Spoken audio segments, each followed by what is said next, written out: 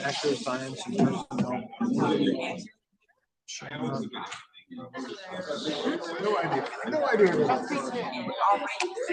All right. Well, if you would, you can continue to eat. Let's go ahead. I'd like to call the meeting to order. Before it gets a little quieter. There we go. Thank you.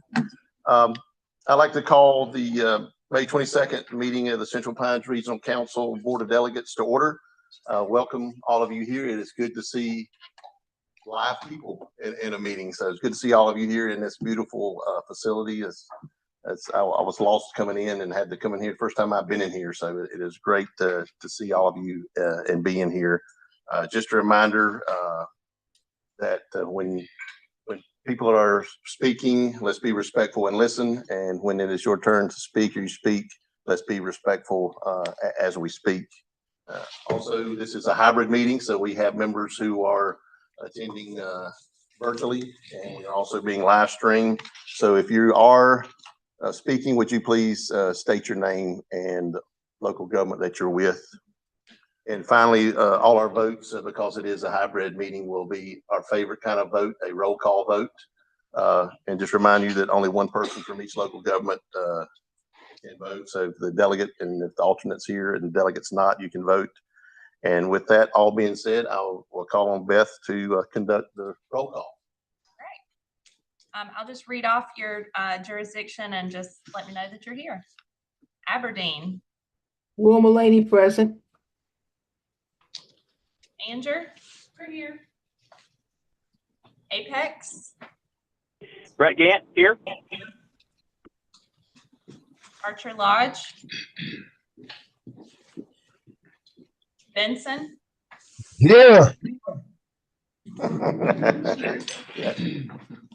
Broadway. Carborough. Carthage. Cary.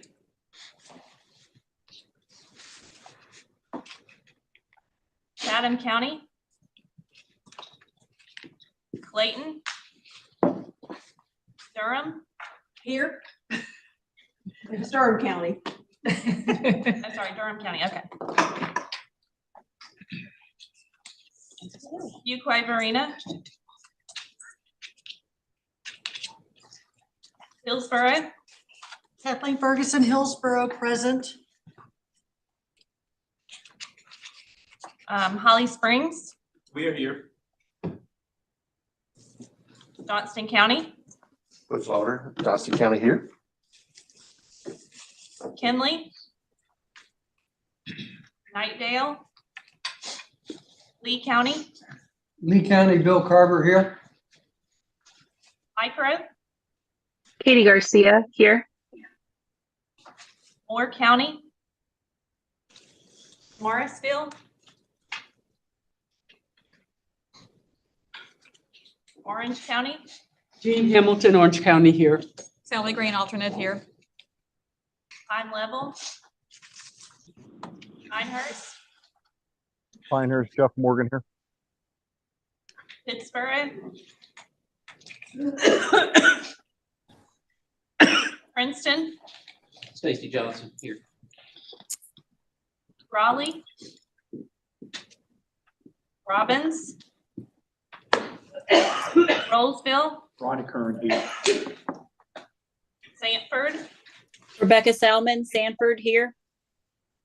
Selma. Byron McAllister, Selma. Siler City.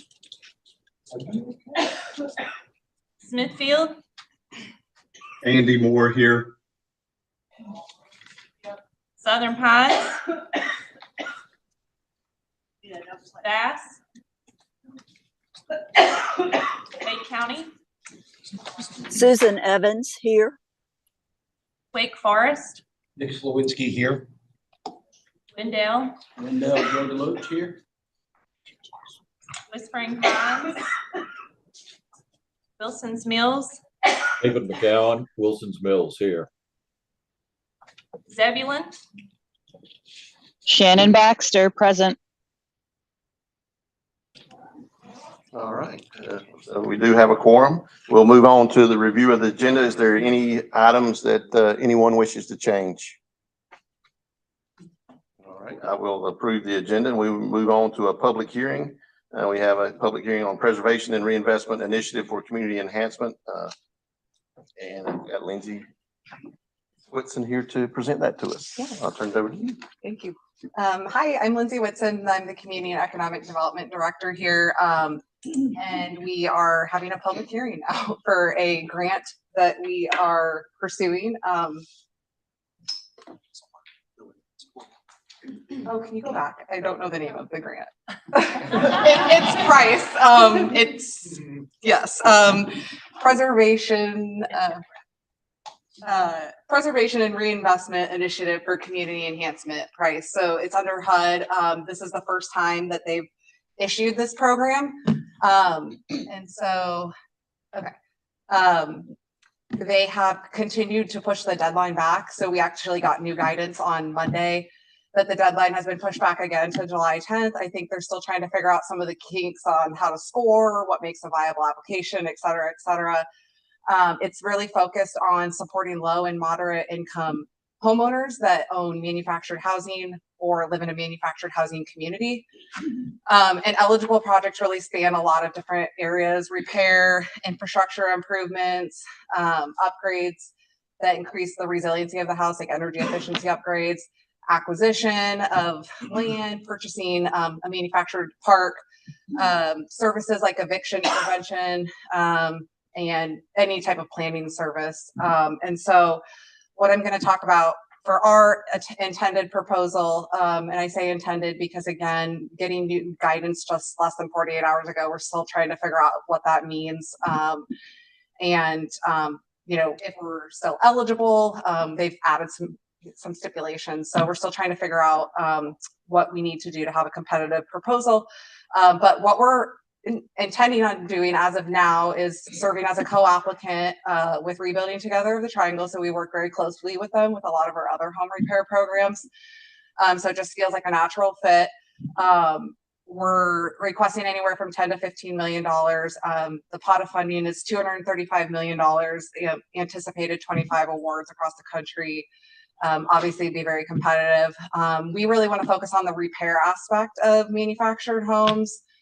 And then we will save some money for replacement. If it's pre-1976, it has to be replaced, but in some cases, it just economically doesn't make sense to continue to upgrade. So we want to have a little bit of replacement money. Obviously, that's more expensive than just doing the upgrading. And then a lot of 1.5 million-ish for planning and engagement. So the service area that we want to support is our region and the Cartar region, which is Vance, Warren, Granville, Franklin, and Person. I'm sorry, I thought I had it. 2 for 5. But so with the repair component, we're not going to focus so much in their area as in our area, but we want to focus on the entire service area for planning, where, and again, really still hashing out the details, but maybe we have a regional strategy focused on manufactured homes and have a regional planner that really just supports manufactured housing, because it's not really a position that most people have at their local government. And so it could be a regional strategy with localized approaches that support those that county and their municipalities within. But as well as with the planning component, there's engagement. So there's engagement with the residents themselves. And we probably aren't the most equipped to do that. We would probably contract out with community-based organizations who, are just more equipped to work with the community members. There might be language barriers, distrust, things like that are already prevalent that we would want to contract that work out. Also engagement with the local governments and potentially owners too. Like, what would it take for, and part of the reason we want to engage with the community members of the parks is what would it take to become like a co-op or resident owned park, so that we can ensure that this will be affordable housing in the long term and not risk being sold because of development pressures or whatever else. And then somebody reserved for eviction prevention and housing counseling. With that, that's it. There's a map on the next slide. Does this work or not? Oh, okay. So this is just the map of the service area. And I don't know if there's anyone from the public here, but one of the new requirements too that we just learned is we do have to post the draft of our application in advance and have another either public hearing or community meeting. So. Yeah, so does anybody have any questions for Lindsay other than name the 5 counties again?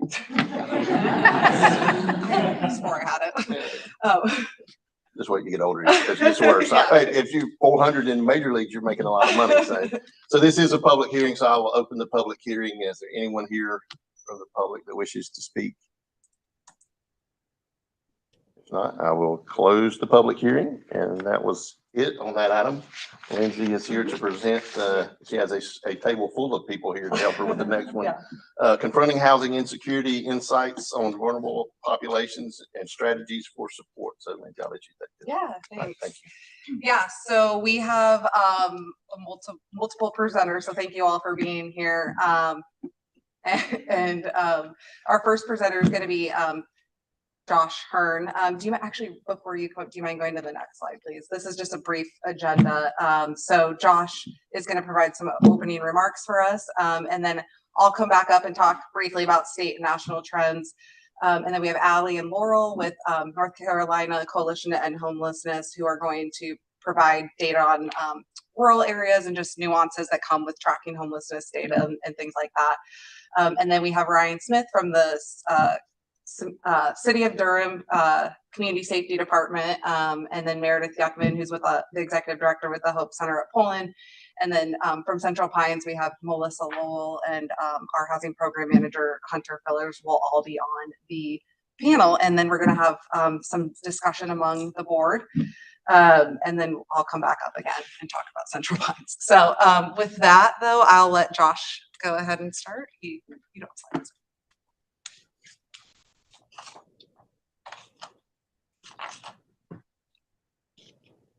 I will do my best because we are in a meeting with a lot of people and we have people online to stay here when I speak. I come from Eastern Kentucky originally, Central Appalachian storytelling background. It is very difficult for me to tell stories and also stand still. I will do my best. You're welcome. I'm really very glad to be here. As the slide has pointed out, I'm the program director and senior program officer at the Danville Regional Foundation in Danville, Virginia, which is not a part of the Carter region, and I won't try to name those counties. There are a lot of titles that stick to me over the years. Doctor, I think that was came up in the chat there. Doctor is one that I am entitled to, I suppose, because I did read a lot of books and wrote a very long one that I guarantee if you need help getting to sleep at night. It's the title of my dissertation. Anyway, it's a long story. Reverend is another title that I'm entitled to. I am an ordained Baptist minister in a troublemaking tradition, if you will. But the one that is most important to me, especially tonight, is that I am a friend of a man named James, who, when we first moved to Danville, we got involved in this grassroots group, this small community that wanted to practice and live in solidarity with people experiencing homelessness, poverty, addiction, hunger in Danville. And we did, but it was a long time in getting there, and it took a lot of lessons. I remember that I don't know if you know how many people can come over to your house for dinner on one evening, but I know exactly how many people can come to my house for dinner. And that number is 51, because for a good long while, we had a weekly dinner in our home where anyone was welcome to come and to eat and to share a meal. We wanted to find a way in the community. And we still had no idea what we were doing, but we could make soup and we could make chicken and we could make a meal. And we met a man named James at the time. And when we met James, he was sleeping in a stairwell using a grocery bag full of dirty clothes for a pillow. and he covered up with, you know, those shade blockers you put in your car window maybe to keep the sun out. That was one of his blankets. And we thought, well, this is someone we can help. This is someone we'll invite him to the meal. We'll spend some time with him. We'll build a relationship. And we did all those things. And we found out just how he liked his coffee, which was black, except with sugar, and one ice cube. That was one ice cube. If you put 2 ice cubes in there, you were in trouble. And we were able to help him find a place to stay, to disentangle him from a bunch of complicated predatory relationships, to help him make sure that he had the resources he needed. We found a place for him to stay. We helped move him in. We found furniture. We moved that in with him. We were so excited when we moved him in, and we went and we celebrated a little bit. And the next day I went to check on James.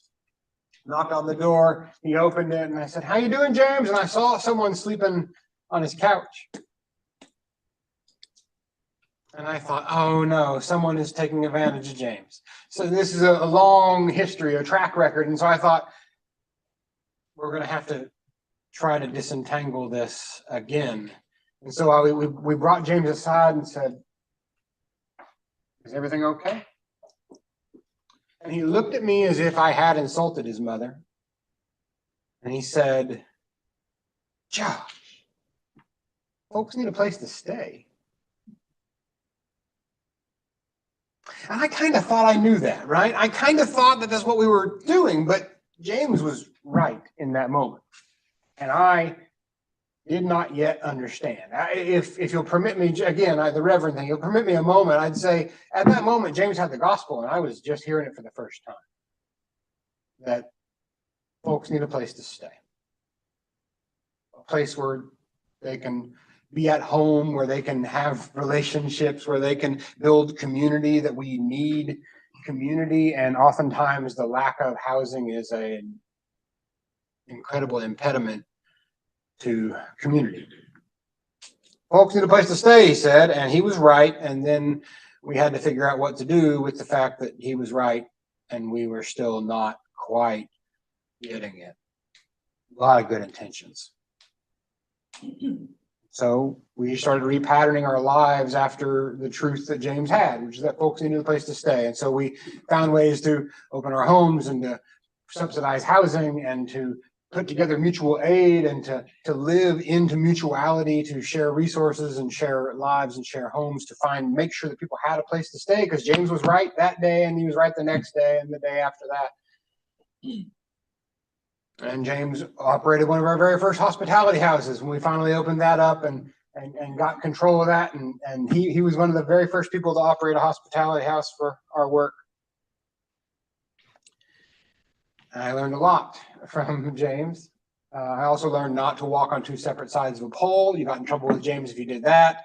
If you put your hat on a table, I got in trouble for that. If you let your hair blow in the breeze, I got in trouble for that. I don't have a lot of that, but I got in trouble for it. Because the reality is, what I really learned is not just that folks need a place to stay, but that folks need people.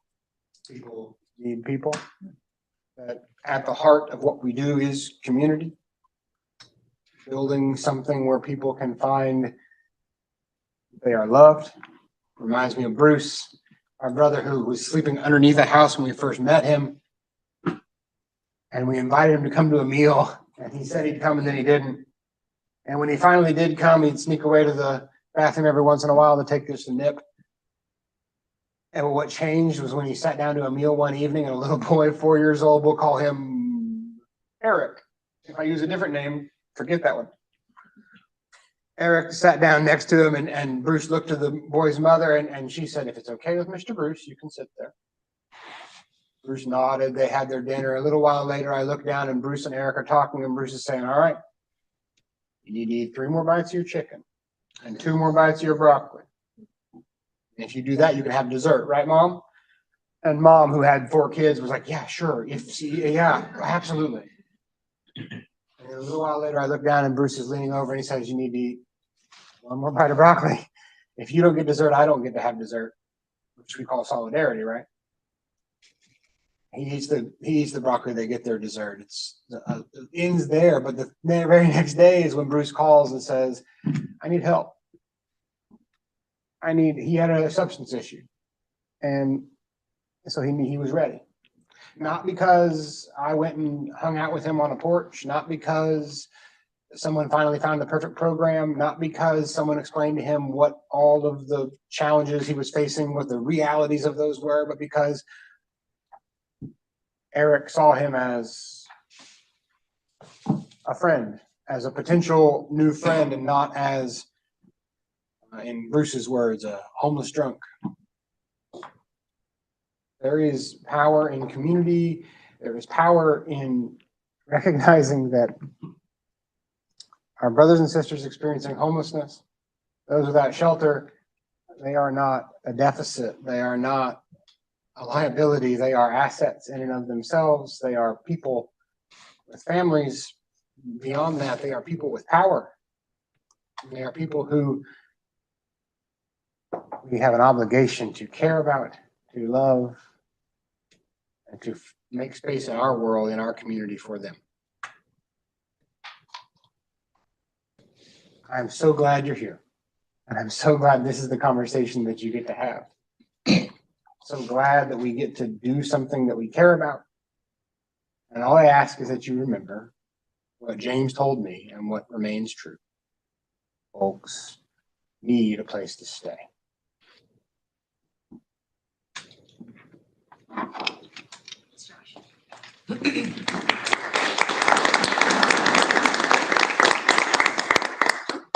I feel like I have bad news after that wonderful story, or not great news, I guess. But I'm going to present quickly about some of the state and national trends. Obviously, if you don't know yet, we're talking about homelessness tonight. I think a lot of us know anytime we plug into the news that numbers are rapidly increasing across the country, both in rural communities and urban. So we thought it was a very pertinent conversation for us to have with our board tonight.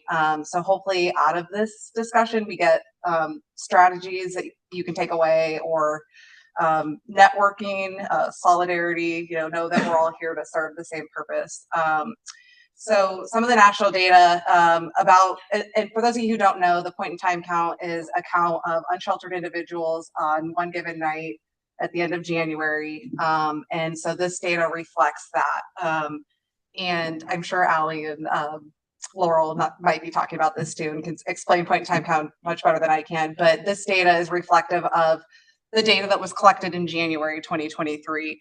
And so with that data, 653,000 homeless people, with a 12% increase since 2022.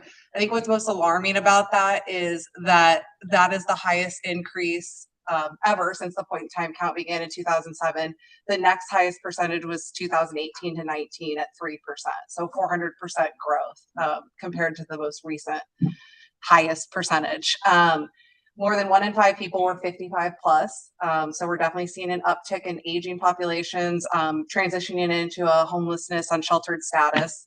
Nearly 3 of every 10 people experiencing homelessness did so as part of a family with children. And this is a 16% increase since 2022.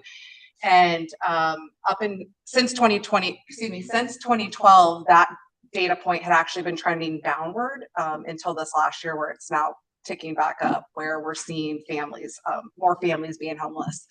And then more than 34,700 unaccompanied youth, which is defined as those who are 25 and under and not with a parent. And then next slide, please. And then overrepresentation of minority populations, particularly Black, African American, or African descent. And so this population represents 13% of our U.S. population and 21% of those living in poverty, but 37% of those experiencing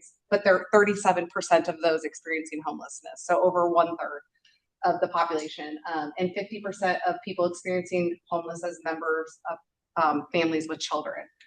The largest numerical increase we saw was the Hispanic and Latinx population, with an increase of about 28%.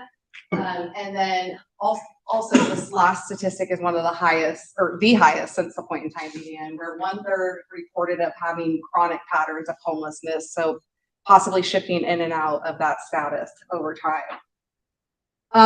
Thank you. And this is specific to North Carolina, and it's probably a bit difficult. Some of the numbers are smaller, but these visuals all represent rental units. So you can see on the far left, extremely low renter households, and extremely low is defined as those who are 30% and under the area median income. So some of our most vulnerable populations, 28% were seniors. And again, this is North Carolina specific, 2022 data. And 17% disabled, and 36% were actually those who are in the labor, they're in the labor force, but they're still, you know, in that extremely low income status. And then the middle one shows, you know, right here where it says 40, again, that's extremely low income. So 30% or less of the area median income. That means every 6 out of 10 homes they would not be able to afford as a rental unit. Obviously, as you get a little bit higher up where you're at 100% of the area median income, there's more houses that you could afford. And so this last one is housing cost burden and severely cost burden. So cost burden is those who spend over 30% of their income on their mortgage, rent, utilities, housing costs. And then severely cost burden is those who spend 50% or more. So again, at that 30% AMI level, 8.5 out of 10 people are considered cost burden, and 7 out of 10 are considered severely cost burden. And then the further to the right that we shift, we see, you know, the middle income, 19% for cost burden and 2% for severely cost burden. So how did we get here? And I will say that this list is by no means exhaustive. We could probably add 10, 20 other bullets to this, but underfunded housing programs is one reason. So again, at that 30% AMI level, only 1 in 4 of those families receive enough assistance that they need, whether it's health, access to education, whatever type of, you know, substance support, whatever it might be. There's a lot of systemic failures that we know that have, you know, accumulated over time, compounded over decades, but racial inequalities that aren't being addressed, stagnant wages, a plethora of accessibility challenges, whether it's accessibility to transportation, affordable housing, education, and then insufficient support for tons of different services. Again, this is not exhaustive, but healthcare, correctional services, those who are in child welfare. And then the next bullet is inadequate housing and affordable housing. So this has been an issue even since the Great Recession. We have still not gotten back to the home construction numbers that we were at. So this has been compounding over the last 15 years, where we don't have enough supply to meet the demand. And then restrictive zoning laws and building regulations, just to point out a few, not allowing multifamily in certain districts, requiring large minimum lot sizes that encourages larger single family homes, and then not allowing density, and then also not streamlining permitting processes can also increase the cost of the housing. And then housing costs outpacing income growth, coupled with, you know, inflation and high interest rates that we're experiencing right now.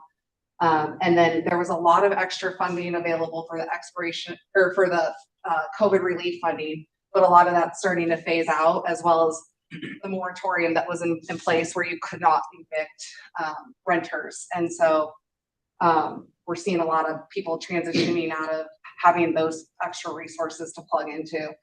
And then outside investors buying single family homes to rent for profit. I think I saw the other day that 30% of single family homes are now going to investors. So, and those projections are only expected to go up this year. So, and then just wanted to call out homelessness in older adults.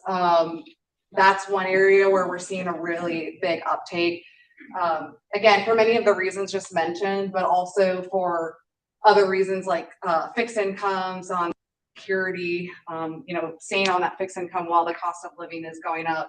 And then higher medical risk can lead to greater medical debt. I thought it was this top quote was just a professor from the University of Pennsylvania that said elderly homelessness has been rare, but it's now arguably the fastest growing group. And then New York City, Los Angeles County, and Boston, the population of homeless people older than 65 will likely triple by 2030. So small sample size, but very relevant in a lot of our communities. I think that was my last slide. The Wall Street Journal produced an article, and this was October, November of last year. The Wall Street Journal comes out and discusses the systemic issues of as being causes of homelessness, in particular the rise in senior. You're dealing with more than just a simple solution, and it's hitting where even the most conservative and the most those bellwethers, they're recognizing it's no longer an issue held by just a few.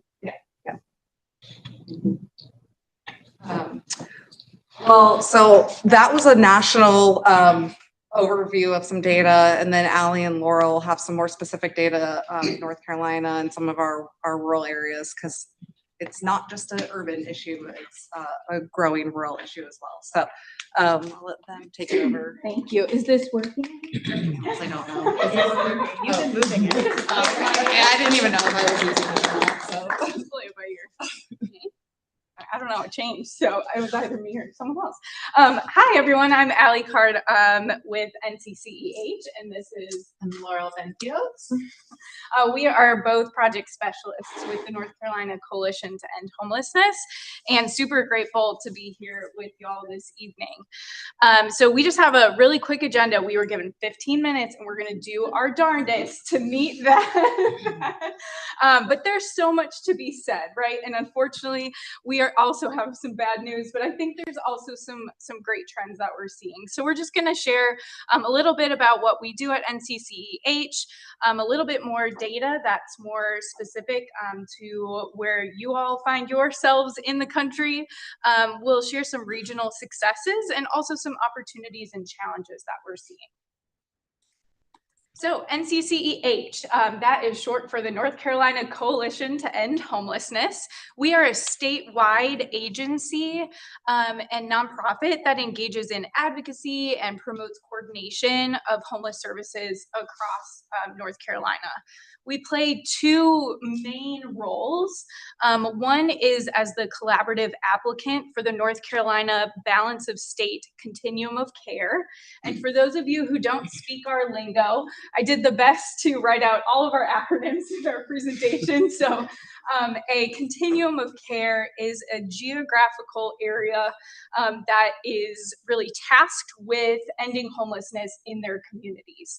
So the Balance of State Continuum of Care, there's a map later, but it includes 79 counties in North Carolina, all the way from the mountains to the beach. So we are tasked with organizing agencies, communities, local governments, counties, cities, everyone to work together to end homelessness in their community.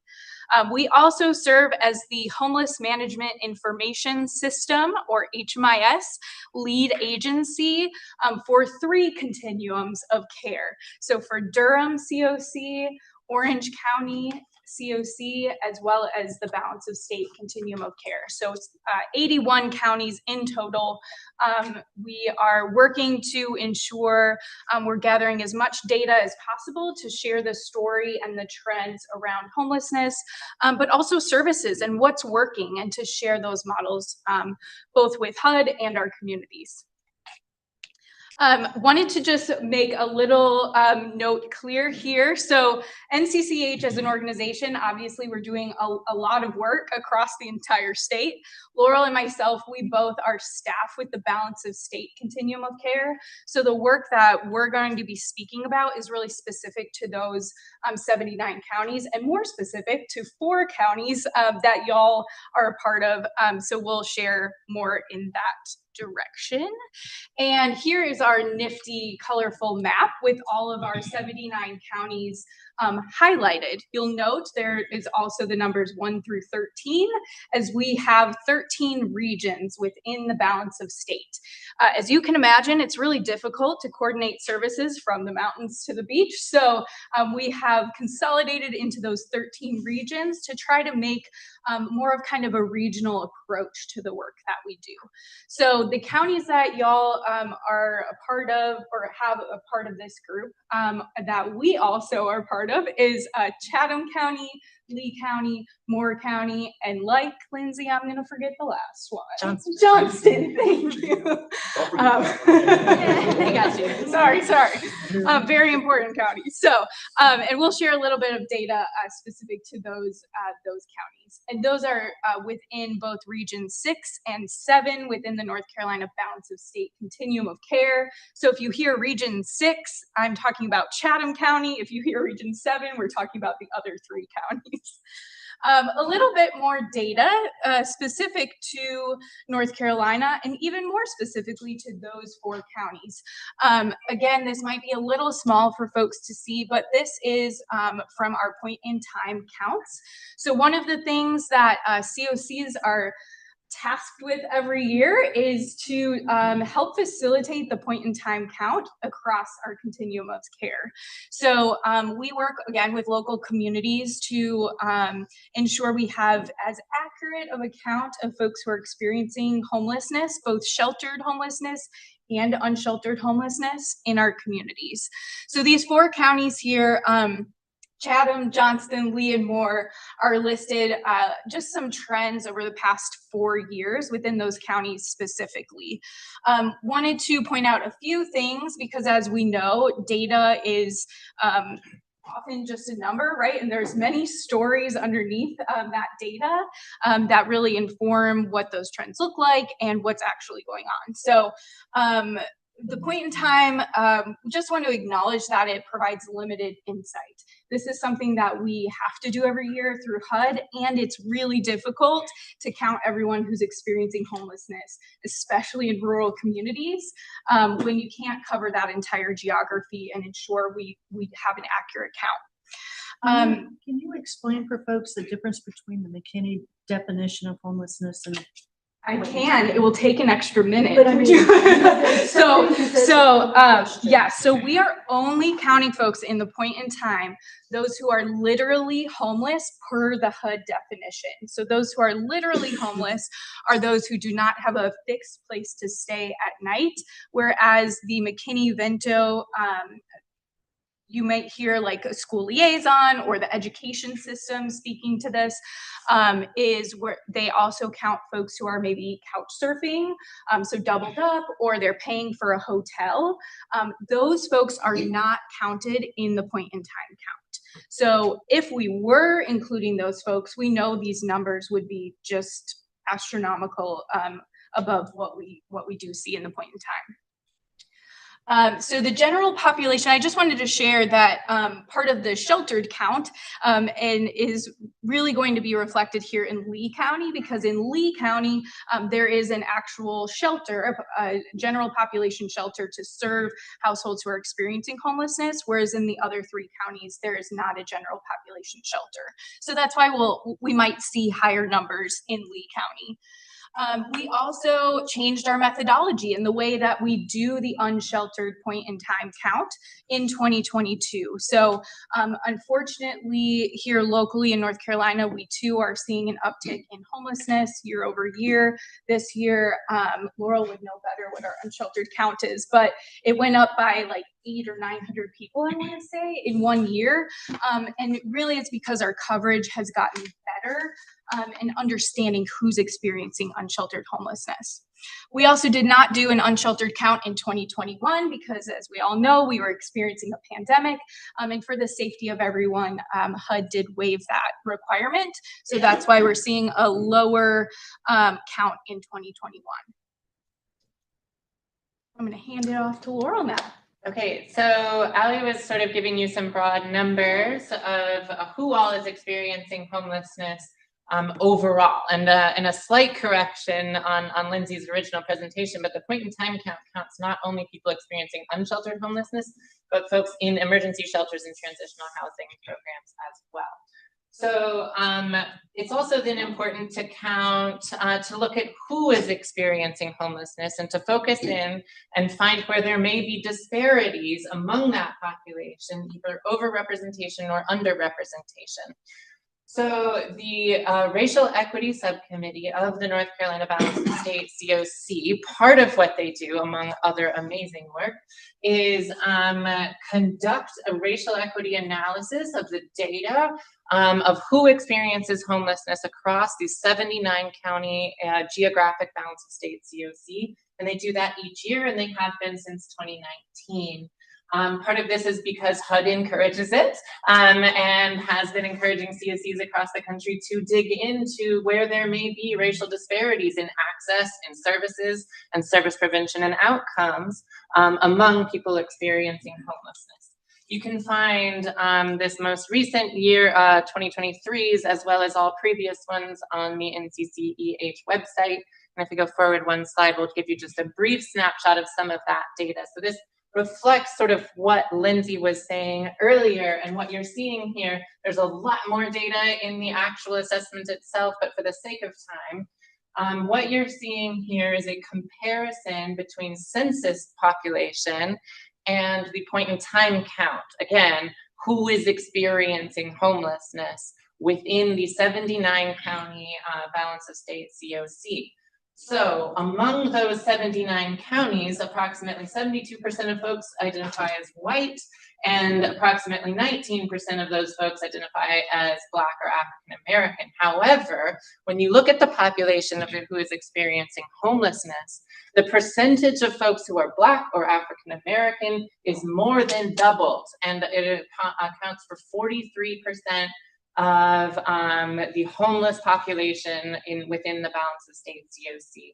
So we can see that there are extreme disparities in who experiences homelessness, and can start strategically making decisions around access to services and prioritization tools to tackle that. Next slide. I also want to mention that there are some populations that are underrepresented when it comes to data, such as the point in time count or census data. Latinx and Hispanic populations have historically been underrepresented in homelessness, largely through a barrier of access to services. But it's also really important to note who doesn't come to your services when your services are not safe. And the LGBTQ population, particularly transgender folks who are experiencing homelessness, are vastly underrepresented in the homeless services system, meaning those who seek services, meaning those who go to an emergency shelter, meaning those who contact a street outreach program or participate in a housing program, is vastly diminished in North Carolina and in the Balance of State COC compared to even what we see in the rest of the country. So what you're seeing here is that currently in the 79 county area of the Balance of State COC, we have 26 people who identify as trans or a HUD category of gender nonconforming. Now, that's out of over 6,000. What you're seeing then here is if our data in the Balance of State matched even what is national data, national trends for trans folks experiencing homelessness within the homeless system, if our data matched that, we would expect that number to jump up to 118 people. And if the number of trans folks engaged in the system, along with a percentage of the trans folks within the census population within the 79 county Balance of State, are you following me? This number would go up to 179, right? So our system is not safe enough for people to access in a way that is safe and affirming and supportive. This is why we talk about housing first. This is why we talk about low barrier programs. This is why we talk about the harm that programs that make you pray in order to eat a meal or get a bed or require an ID in order to get a shelter bed. Those services create barriers to access for a population that is highly marginalized and highly unsafe and without services, and they won't come. Okay, next. We also just wanted to really quickly shout out our good partners at the North Carolina Housing Coalition. And if you haven't seen their website or this data, they do a really cool fact sheet. This is literally just a screenshot of a lot more data for every county in the state of North Carolina.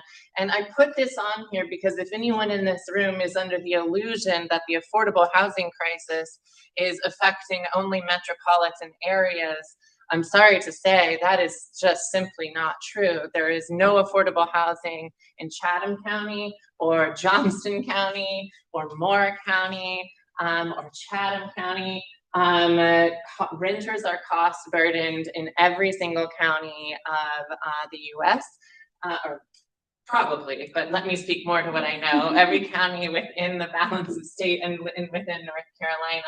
So we encourage you to check out the data sheets and fact sheets for your own counties at our partners website for the North Carolina Housing Coalition.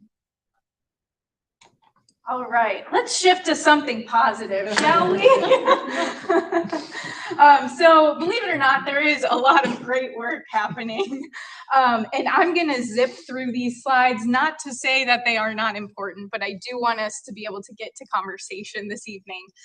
But wanted to share some wonderful things that are happening. So the North Carolina Balance of State applied for a special notice of funding opportunity, or a SNOFO as we like to call it, from HUD a couple of years ago that we were awarded. And this was hundreds of millions of dollars from HUD. We didn't get all of that, but we got 20 million over the course of 3 years to expand a lot of the programs that are already happening. One thing I think that one of the best things about this new program is that we now can say we have full coverage over our 79 counties within Balance of State COC, with both rapid rehousing services, which is short to medium term rental assistance with case management, as well as permanent supportive housing, or PSH, which is a long-term subsidy with intensive case management. We could not say that before Back at Home Balance of State was launched. In addition to that special NOFO funding, there are 6 other funding sources that the state is putting into this program, Back at Home Balance of State. So hopefully this will make its way through communities and be a conversation, and folks who are experiencing homelessness ultimately will know that there are additional resources for them within our counties. Your local housing stabilization service, or HSS providers, are Brick Capital CDC in Johnston, Lee, and Moore counties, and then the Salvation Army of Guilford in Chatham County. Again, it provides case management, ongoing rental assistance, and resources within the 79 counties in Balance of State. Laurel also mentioned this very briefly, but we have to prioritize our slim resources within the homeless services world. So if we didn't have to do that, we wouldn't necessarily have to have a tool to help with prioritization. But because there are limited resources, we have what is called a coordinated entry assessment tool. If you are in this world, you may have heard of the VI SPDAT, which is an acronym I am not going to say to you because you don't need to know what it is because we're not using it anymore. Which, if you are in this world, you are praising all of the gods and everyone because it is a really interesting assessment that we have seen, to Laurel's point, is not representing, does not have a proportionate representation of folks who identify as Black or African American within those high scores for the VI SPDAT. So what am I trying to say?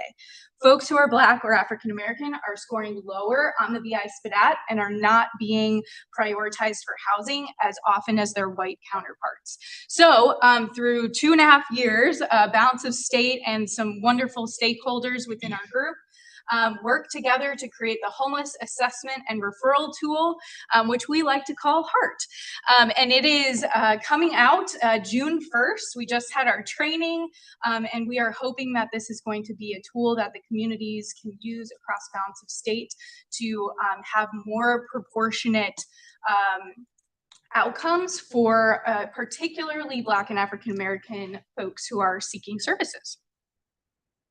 And then we also have Chatham County Street Outreach, which you're going to hear about tonight. So we're not going to say much, but shout out to Melissa.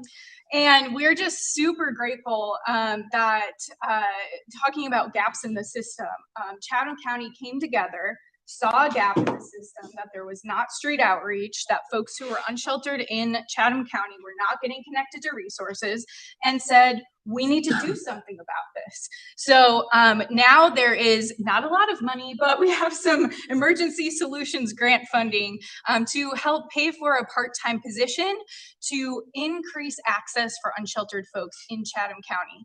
And this might already, these numbers might already be outdated because Melissa's doing a great job connecting folks, but as of a few days ago, 35 individuals have been served year to date through street outreach, and 4 of the 15 folks who exited street outreach moved to a positive housing destination, 27%. That's a really awesome outcome for street outreach, to go from street outreach into a positive housing outcome. So just really exciting to see this program thrive in the community.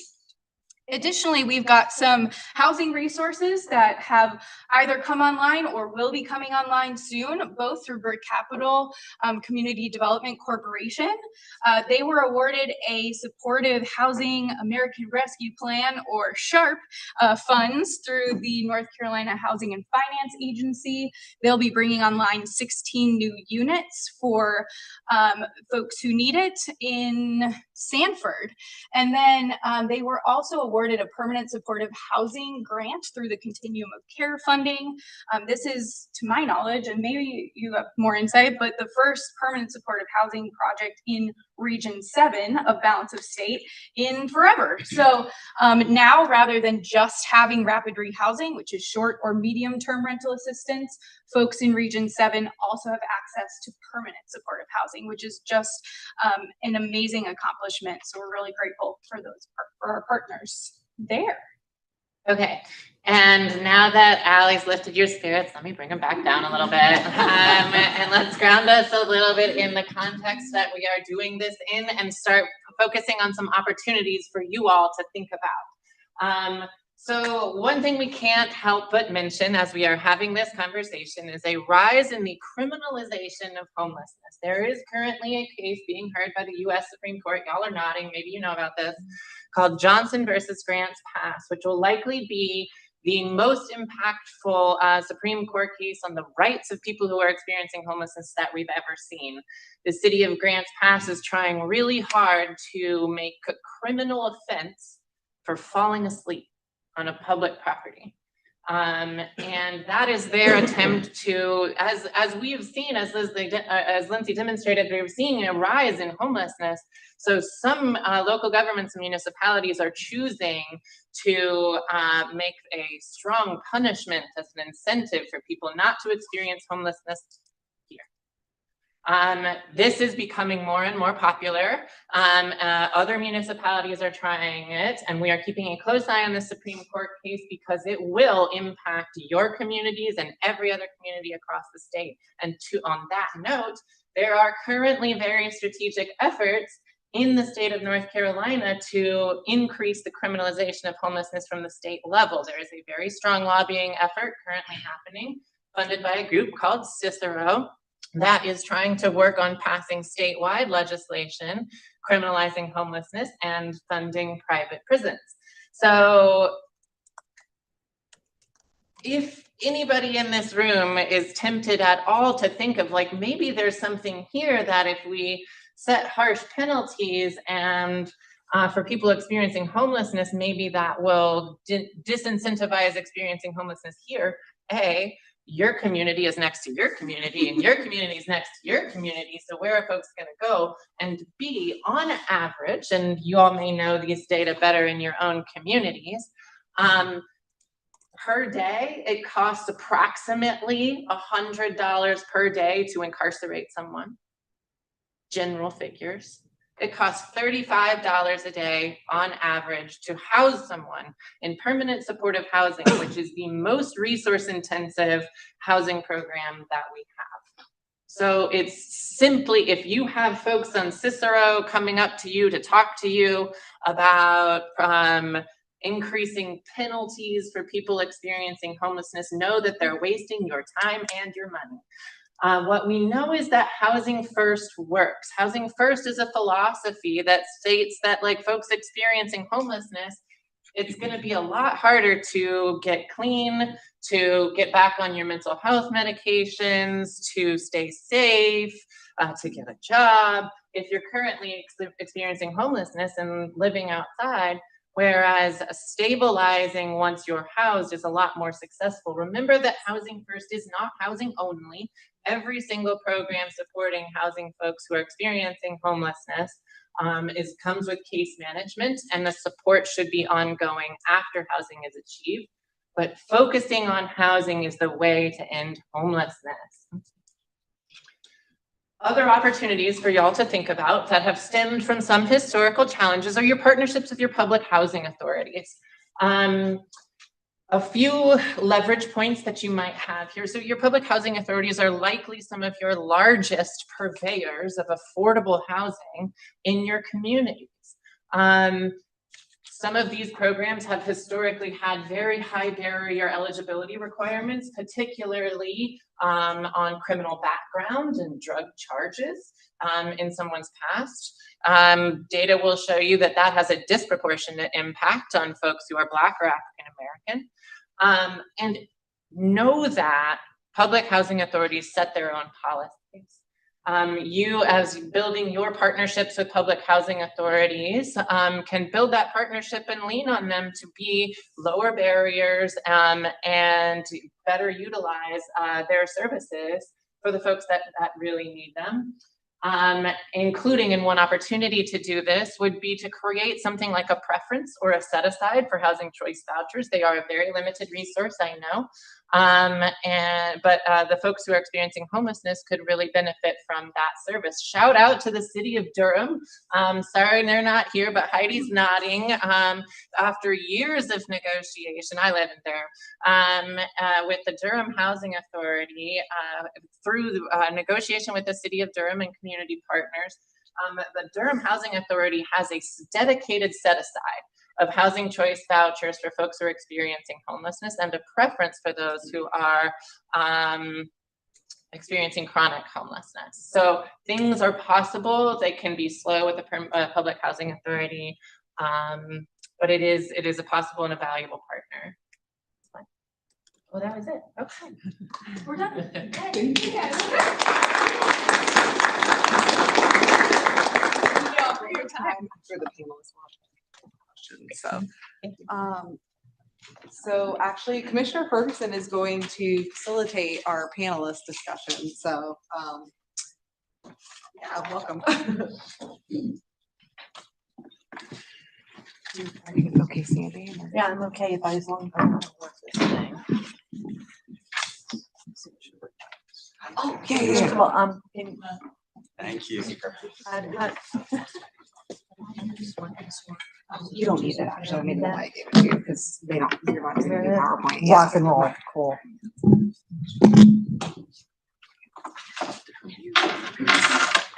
First of all, I have to do a shout out for the folks, Laurel and Allie as past chair of Orange County COC, and Sally Green, who is my guru for housing, and is responsible largely for Orange County COC. Thank you. Anyhow, we have got a fabulous panel this evening. They're going to be sharing valuable experiences and insights regarding strategies to overcome the challenges and foster effective partnerships. And who we have is Meredith Yuckman, Executive Director of the Hope Center in Poland. If you want, yeah, that's right, y'all can see the names, I can't. Ryan Smith, Director, City of Durham Community Safety. Hunter Fillers, Housing Program Manager, Central Pines. And our Melissa Lowell, Chatham County Street Outreach Coordinator, Central Pines. So the first questions I'm going to pose is for all of our panelists. And I'm going to begin with Meredith. So in 1 minute or less, provide a brief overview of your work. At the Hope Center at Pullen, okay. All right, just in case. Let me know if you can't hear me. I'm happy to use the mic. Use the mic. Yep. Okay. All right, hi everyone. So at the Hope Center at Pullen, we empower emerging adults who are transitioning out of the foster care system in Wake County with the support and connections needed for a safe and stable adulthood. We are working towards a community where a person's history in foster care does not limit their future. All right, so next. Yeah, hey everybody. My name is Hunter Fillers. I'm the Housing Program Manager here at Central Pines. You all know what that is, so I won't spend too much time on it. So I manage our home repair programs, as well as our grant administration and technical assistance to members, among other things. Good evening. I run the City of Durham's Community Safety Department. It is a new branch of public safety in the City of Durham. It's been operating 3 years. And really, we're increasing significantly the number of mental health professionals that we deploy as first responders. We do that a lot of different ways. By mental health professionals, I mean licensed clinical social workers, peer support specialists. We embed them in our 911 call center to be able to talk to someone who's experiencing behavioral health crisis. We pair them with law enforcement for very high acuity calls. Think of a suicide threat with a gun. We do follow-up after a 911 call to help them connect to other community-based services. And also, and importantly, we have something called community response teams. These are teams that are now responding to a whole range of calls that we used to send law enforcement to that we don't anymore. And that includes a lot of calls that involve our neighbors who are unsheltered in a house. We respond to trespass calls, welfare check, intoxicated person. I look forward to talking to you about it more tonight.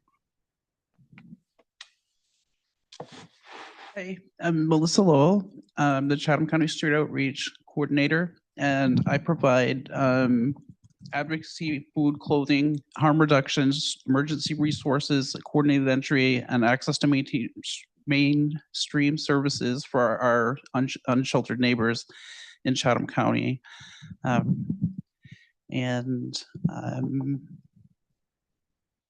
also act as a liaison between the community housing partners. Some of them are sitting in the back corner.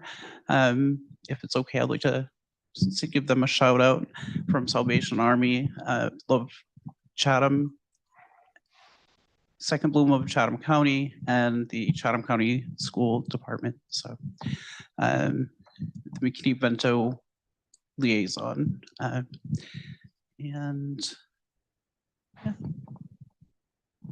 All right.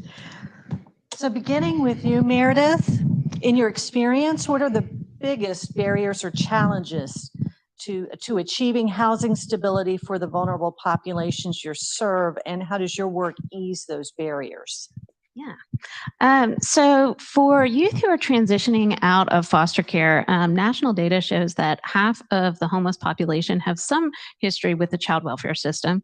And if you flip that on its head, 43% of youth who age out of foster care experience homelessness by the age of 24, often multiple times. And for me, when I saw this question, I think the first thing that came to mind was for our population specifically, for youth who are transitioning out of foster care, it really is a lack of supportive community connections that makes them most vulnerable on two levels. One, they would not be in foster care and they would not be aging out of foster care if they had safe and stable adults who were in their network, anywhere in their network. If there was any adult that they knew who they had come in contact with who could provide that kind of support for them, they would not have aged out of foster care. They would have moved in with that person and received the support that way. So they So, and then on the flip side of that, once they do transition out of foster care, as one of our young people put it, if nobody cared about you when you were a child, then there is no way anybody will care about you once you're an adult. And so for our young people to have to find a place to live once they are considered in the age of adulthood, it is very difficult for them to establish stability in their housing. For most young adults who are between the ages of 18 and 24, they are still in our economy ever since the Great Recession. That's a period in life where young adults are receiving a lot of support from their parents. A lot of young people are going through college. Some of their bills are being paid for by their parents. They're coming out the other end, being able to earn higher wages.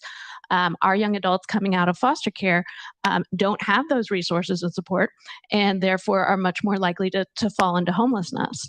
If you are struggling day to day to know where you're going to sleep, it is very difficult to pursue your education, to raise your wages, so that then you can support yourself independently on the other side.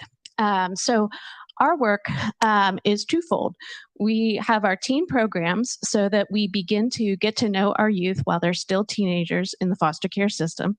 We're helping them build their skills through paid internships, tutoring, mentoring, and weekly life skills workshops. But in addition to the skills that we're helping them build, one of the most important things we're doing is helping them build their community. So we want to make sure that they know our staff, that they trust our staff, that they rely on our staff for guidance and support. And we also want to build their peer network so that they have each other as well. And then once they transition out of foster care, they can come into our transition program. Our transition program serves 18 to 24-year-olds, and that is where a lot of our housing work is done. There is a fantastic resource that HUD released about 2 years ago. That's the Foster Youth to Independence vouchers. That voucher, as we were just talking about, vouchers play a critical role for our young people. They pay 30% of their income towards their rent. These vouchers will last 3 to 5 years. And that provides that stability during that time of life that they need in order to finish school, increase their wages so that they're able to be independent at the other side of that voucher. So we've been doing voucher work much longer than the FYI voucher has been available, but that is a fantastic resource that is available to any community where there's a public housing authority who's willing to partner. Anyway, I can go on to partnerships. We're going to talk about those later. But in addition to that, we have there's a menu of items in how we attempt to house our young people. And then we also, our staff are certified life coaches so that they can help our young people achieve their educational and career goals along the way. So, yeah. All right, thank you. And Ryan, do you need me to repeat the question? No, thank you very much. So every day we send out first responders to 911 calls, and every day we encounter neighbors who are sleeping outside, and very often my team has no place to take them or tell them to go. And I want to tell you a brief story so that this can sink in. 9 months ago, we got a 911 call for a trespass called downtown, a neighbor who was sleeping amid garbage cans downtown. He is still sleeping there 9 months later. Let me tell you why. His name is Martin, at least that's what I'll call him today. Martin has a lot of very complex needs, severe persistent mental illness. He has been in HMIS in our data system since 2013 in Durham. So like long periods of living outdoors and unsheltered. Martin could not tolerate being in this room for 2 minutes. The only place that we have in Durham to take him at night is a congregate shelter. It would never work. One, Martin is never going to go there because it's not a place where he could function and feel safe. He would rather be outdoors given that option. The other thing is our shelter is often at capacity. So we have been working with Martin for 9 months, first to build trust and to like form a relationship, because when we first started engaging with Martin, he wouldn't even talk to our responders. And it took months of just showing up without judgment, meeting Martin, demonstrating that we cared about Martin. Then Martin started spending 5 minutes and 30 minutes talking with us. The problem that we have is, though, not only do we don't have an immediate good option for Martin. So Martin continues to sleep outdoors. And the thing that Martin really needs, permanent supportive housing. I've been informed that we have 12 of those slots available a year, basically one a month, and we have a wait list. So Martin, who has a lot of complex needs, is continuing to sleep outdoors amid garbage cans because we don't have the right kind of housing or even the right type of shelter space. What Martin needs is not a congregate shelter, but we need to start thinking creatively for some of our neighbors who have very complex needs about non-congregate ways where we could create at least a longer runway while we're working on getting someone into the type of supporting housing that's going to work. And in the absence of that, Martin continues to sleep outdoors, and he is not the only one, because we just simply, if you think about housing as a ladder, sometimes I think about this, our very bottom rung is congregate shelter. We're missing rungs on the ladder entirely. And then something like permanent supportive housing, we don't have nearly enough of it. And so we just spin. And I do think Durham is doing some good things. I appreciate the shout out about something good that the city is doing. But every day I see like as overseeing a first response, I see all the ways in which we're also falling short. I'll just share this too, because it's on my heart, because we're talking about this. We worked with a young man, Timothy, who I had a lot of hope for, who came into our office, who was ready to seek, ready for help getting into shelter, was dealing with substance use. We got him into our congregate shelter, and then 2 weeks ago at 9 o'clock at night, he was crossing Miami Boulevard and was hit and killed, 35 years old. And so this is all really serious stuff, and I think we all can and have to do better. And I'll come back and say more later. All right, for next question, and this is for Meredith and Hunter. What effective partnerships of stakeholders from different sectors, government, nonprofits, private sector communities, have you seen collaborate effectively to tackle housing insecurity and support vulnerable populations? Yeah, so to start, I wanted to highlight the Chatham Housing Collective, which our housing team is lucky enough to be able to co-facilitate some of their meetings. But this was a working group on homelessness and housing instability that started during the pandemic, and it became a formal partnership between United Way and Chatham County itself. And it was formalized from the working group into the Chatham Housing Collective. And so it is a group that brings together service providers in the community, from DSS to different nonprofits, volunteers, and individuals in the public. I believe we have some organizations represented in the back. But this partnership, it brought people to the table, and they began to talk about the needs that were in Chatham County at the time, and also with the plan of looking down the road a few years, and talking about potential solutions and how to go about implementing those. And so I actually think Melissa's position was a conversation that started with that group. So they had passionate folks and organizations, and they were able to kind of channel that energy into certain actionable outcomes. And so I think I would call it a whole community approach. I mean, you have to bring everyone to the table who is interested in helping, and even those who may not be interested, but you're going to need them. Kind of thinking about not only, hey, we might need street outreach because we notice there's unsheltered folks, or are we even aware there's people out there? But then going out and finding that position and bringing it to reality.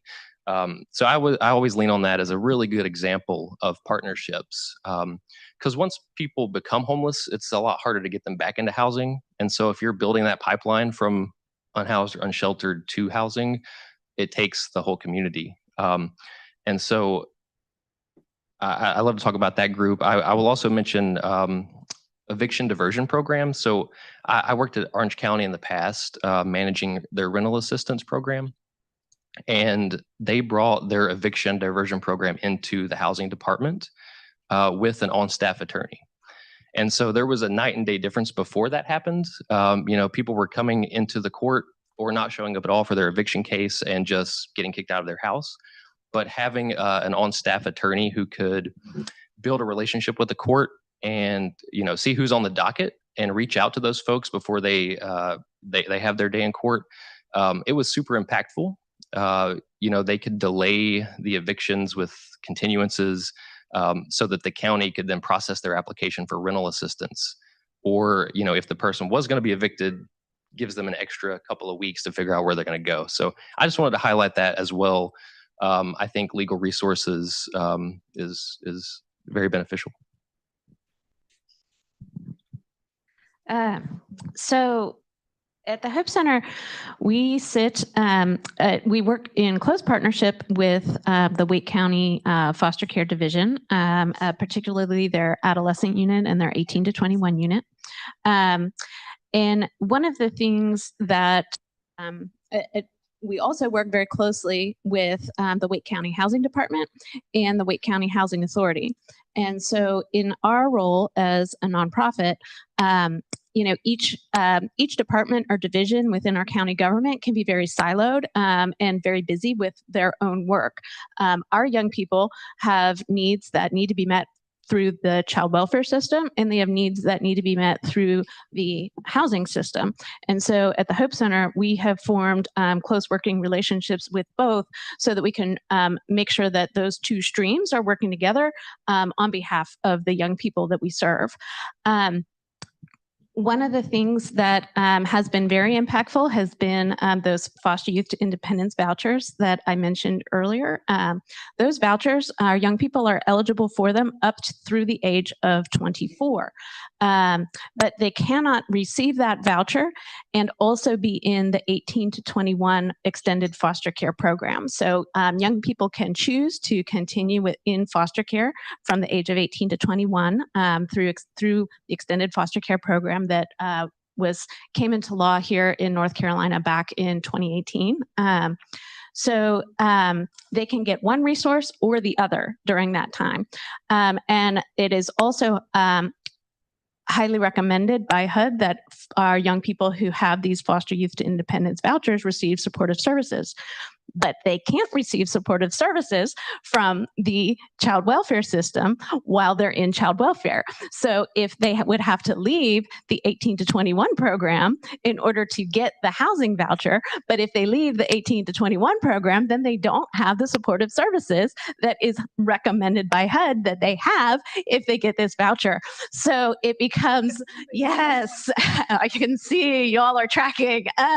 So that's one of the areas where, as a nonprofit, that's one of the things that we do to step in. So we're providing some really intensive case management services to the young people who are receiving this voucher. And so we can work on a case-by-case basis to help them plan for when it would make sense for them to stay with the 18 to 21 program, when it would make sense to transition into a voucher, and then only be receiving services through the Hope Center. Now, unfortunately, there are not places like the Hope Center serving counties throughout the state, but that housing voucher can be available through the public housing authorities throughout the state. And so this is something where we really need to have communities coming together to find where these gaps are, both within systems, because there are certainly plenty of gaps within child welfare systems, within housing systems, but also there's gaps between systems. And so having partnerships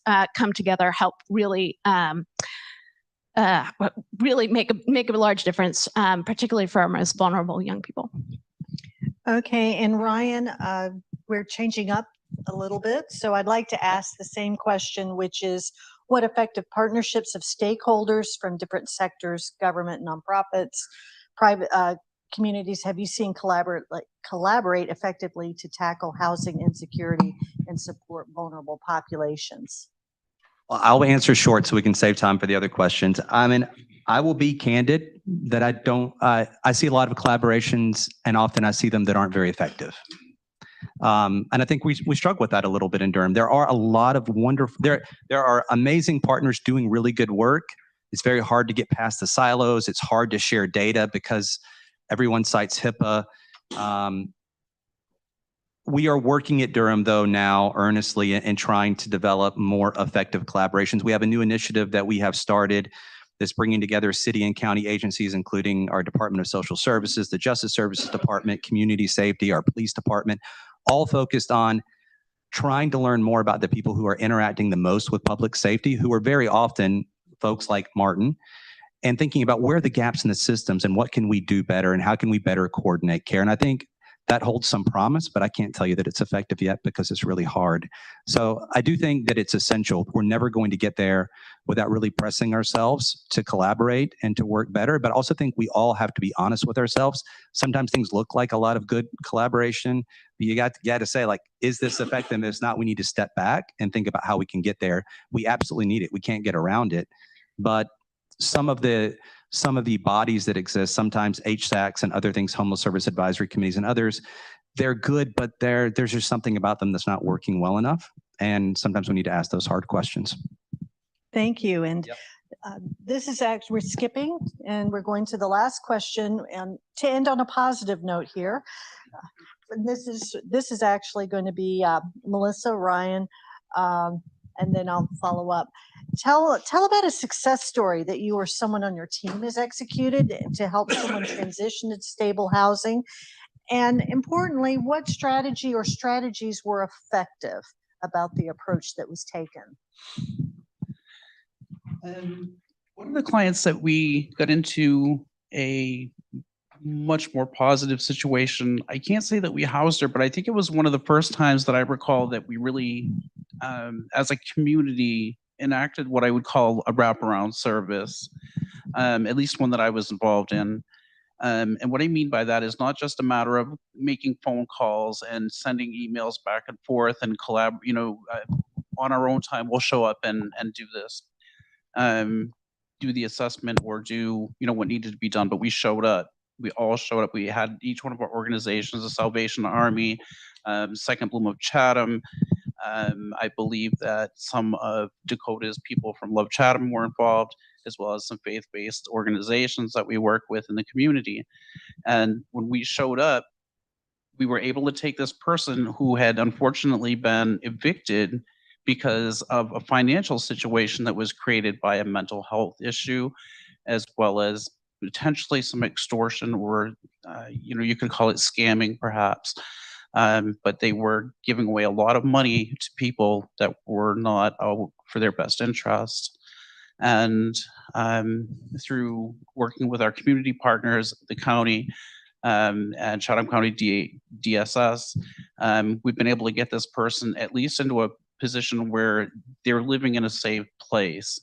Unfortunately, because of all of the statistics that you've seen tonight and heard, and as well as the gaps and housing barriers for people trying to get housing within the community when they do present with bad credits and such, previous incarcerations, etc. It's difficult, especially when you see that the difference between the median income and the average cost of a home or rental in the county is far to reach for many, even if we address those issues. But with this person, we were able to really bring them into the fold. I know that Phyllis and I, as well as Rebecca, all showed up at the hotel at once, and then we had some other people come in with us. There was a group of people that just showed up. This person had food, they had a place to stay. We're talking like within 24 hours. And that kind of service, when we can really come together as a community and a community of providers and really show up and bring what we can bring, it creates what I like to call overlapping services. So where there may be a gap with ESG funding because of the restrictions that ESG funding puts on street outreach, Phyllis from Second Bloom and Rebecca were able to help with, as well as I believe Dakota too. So I think that really makes a difference, as opposed to just somebody being handed off from one person to the next, having that integrated wraparound service in the community just made a huge difference.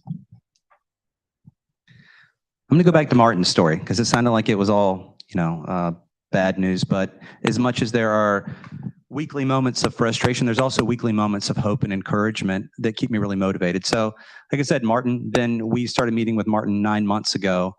And to me, part of this story is the benefit of having mental health professionals who are showing up repeatedly, that there's no arrest. It gives us time to build trust. And so we've been doing that long, hard work of building trust. Martin beginning to talk to us, engage with us, opening up, saying that he wants to no longer live on the streets, learning more about his history. The permanent supportive housing, often there are various steps that you have to work through in order to get into it. You need to have an ID. Well, it won't surprise you that Martin didn't have an ID. He had lost it a long time ago. Well, that may seem like a really small thing to you, but getting Martin to the DMV, how hard is it to get you to the DMV? I delay. Getting Martin to the DMV, who doesn't like to be around other people for extended periods of time, is a big deal. So it took months just to get Martin to be willing to get into a car with us. And about a month ago, Martin was willing to do that. And we had worked really hard with DMV. Our team had set up a private appointment for him so he would not have to wait. But, that morning we were working to find Martin. Once we got there, it took a little bit of time for Martin to be willing to get into the car. Martin wanted to get a cup of coffee on the way, which we did. By the time we got there, we were late for the appointment and they wouldn't hold it anymore. So Martin had to do what we all had to do, which was stand in a line. It seemed like it was game over, like we were just going to have to work back to doing it again. But our team talked to the DMV, explained the situation. They agreed that Martin could stand outside where Martin felt comfortable being outside and pacing. And our team could stand in line for Martin. And we walked out that day and Martin had his ID. And that's one checklist off on getting into permanent supportive housing. We've also been working really hard with DSS to form a stronger partnership so that a week ago, Martin got EBT. So now he can have access to, more ready access to buying his own food. These are all small steps. And doing this, I'm hoping that we can learn ways to speed up these processes, to build better partnerships, to figure out ways to lower barriers. But they also just give me hope that we can get there with Martin, and then we can figure out how to get there faster with other people and make systems do a better job of meeting people where they're at. Like I want DMV to come out and meet Martin. We need to be meeting people more where they're at instead of asking them to come to us, because there's a lot of ways in which we unintentionally create barriers for people to access the programs that we really want them to. But Martin gives me every day this wonderful mix of hope and a lot of frustration, and both those things motivate me significantly. And also just make me really appreciative of the kind of responders that Durham's invested in.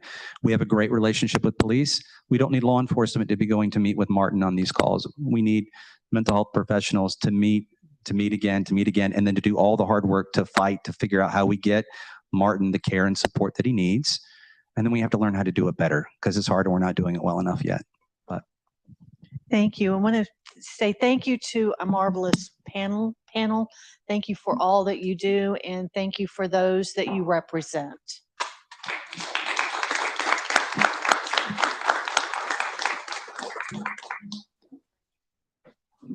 So we're going to pivot a little bit. We're not going to do breakout rooms. We're going to do 5 minutes of Q&A.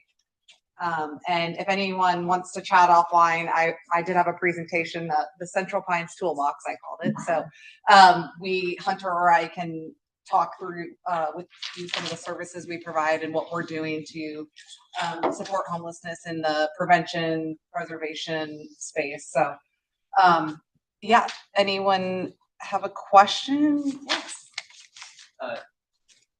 Brett Gaintown of Apex. I was wondering if you or maybe the panel had any advice specifically for non-entitlement HUD municipalities that don't have a DSS, don't have a housing authority, but want to have an impact on this issue.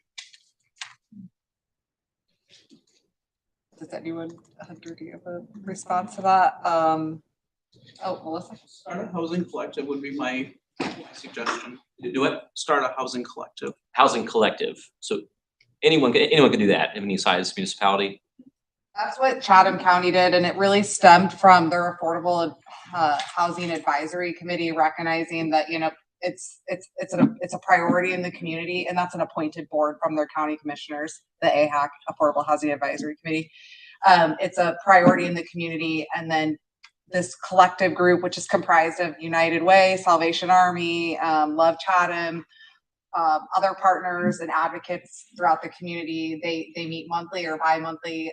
Melissa's much more involved, and Jack on our staff goes to those as well. But they've really been able to have actionable items come out of that. So one was the street outreach coordinator position, where they kept finding like we don't have someone on the ground who's a lot of times the first contact. You know, a homeless person, that might be their first point of contact, and building trust. And that's one thing. Obviously, we ran out of time, but Melissa's been able to build trust with so many community members that there wasn't trust before, and in some cases, they communicate with her.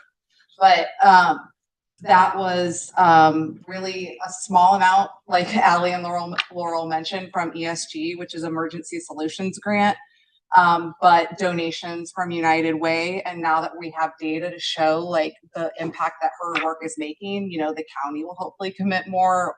United Way will continue to commit more. Hopefully we get funded more. So, you know, just, yeah, that's a place to start. But well, if I could just add to that too, like you don't need to be an entitlement community in terms of like ESG entitlement communities in order to connect with your continuum of care. Your continuum of care can still support, like Wake County can still, there is state ESG funding that can go, which is, there are no entitlement communities in the balance of state COC in terms of HUD funding. It all comes through the state, which is then goes directly to the provider level. So if you have providers that are interested in public funding, they do not need to be located in entitlement communities to access HUD funding. And I would look to your COC for guidance for that. Which Wake has their own COC. Yes, that's it. Yeah. Any other questions? Yeah, this is Jeff Morgan from Pinehurst. I'm online. A question for you all. In talking about collaboration, you mentioned mental health, and obviously it's one of many factors, but a strong factor. My question is, any collaboration with Health and Human Services, because they control a lot of the mental health dollars that we have in the state. And the second part of the question is that veteran homeless population is probably, you know, I just saw an article in the paper about over 700, so somewhere around 10%. Any working with the VA on the homeless aspect? I know I heard the second question was specifically focused on veteran support for homelessness. I'm not to anyone here the first, like, First part of the question, I'll repeat that on there, was the mental health aspect. Health and Human Services controls a significant portion of the North Carolina budget in relation to mental health services in our state, and any collaboration with them that you've got going on. Did you hear that one? I think it was I collaborative. think that DHHS, the state controls a lot of the mental health funding. And so if anyone's had success partnering with the state on using those funds, since it connects to mental health. One thing that HHS has been released money in this recent budget on crisis response. So trying to help fund more mental health professionals who are able to respond. I think right now a lot of it's in partnership with law enforcement. So I think that's one thing. I think they're also working on supporting more communities and thinking about the involuntary commitment process and opportunities there. So I would encourage communities to look at HHS for grant funding around these things, because my sense is there'll be more of it coming in future years that can help communities add more mental health professionals as first responders, or in other ways that can really be one part of a multifaceted solution. And yeah, any responses for the veterans, any experiences that anyone can share? Other than having dealt with them personally, they're underfunded, understaffed. But you know, in Orange County, our veterans homelessness has actually gone down. And the numbers I've seen that it's going down, but it doesn't change. They focus on those who are honorably or generally discharged. We don't see those who are dishonorably discharged, and that's an issue because they are not eligible for any VA support. Yeah, that's definitely a gap. The balance of state, we do have a subcommittee on veteran homelessness. So we've got a dedicated group of folks, including the VA medical centers.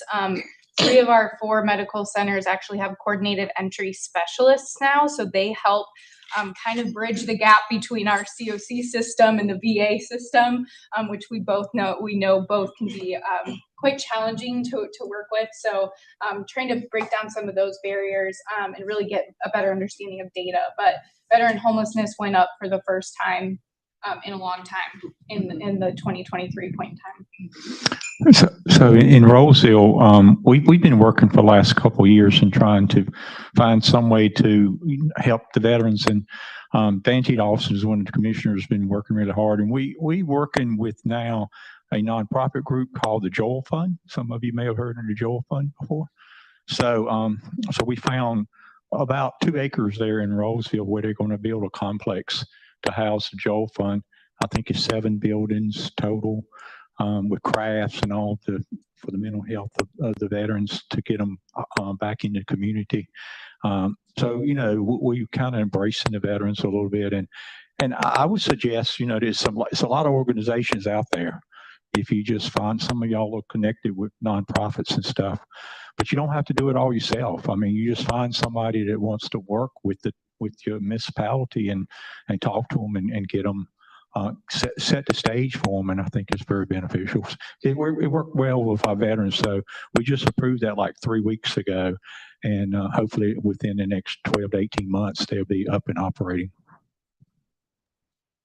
You can add something. Thank you. I just wanted to add, as far as the mental health goes, prior to the pandemic, in the child welfare system, we were having to send youth with more acute needs to mental health facilities that were outside of the state of North Carolina. So they would be removed from their families here in North Carolina, and then also removed from their entire network of care and sent to South Carolina, Tennessee, Virginia, sometimes as far away as Utah, because there were not enough beds available.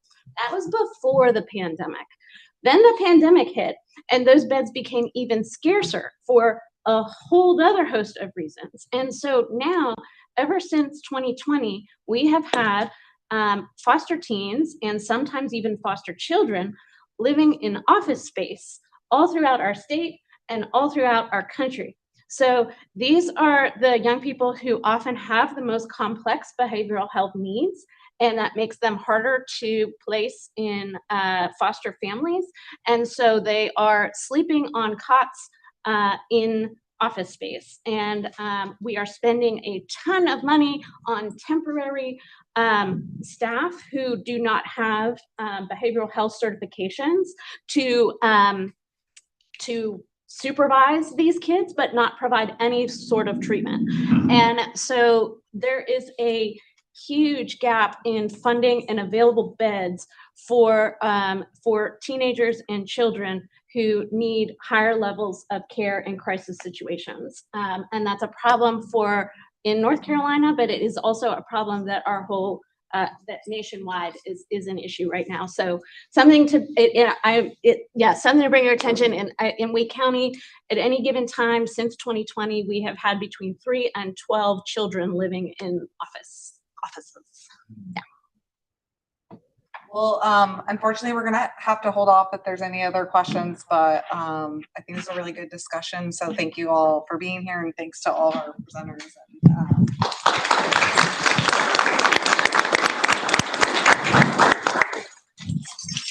Before we move on to the next 4 items of business that we have tonight, I just want to say this is one of the reasons that I love being a part of this organization. We can sit here and talk about issues that make you think.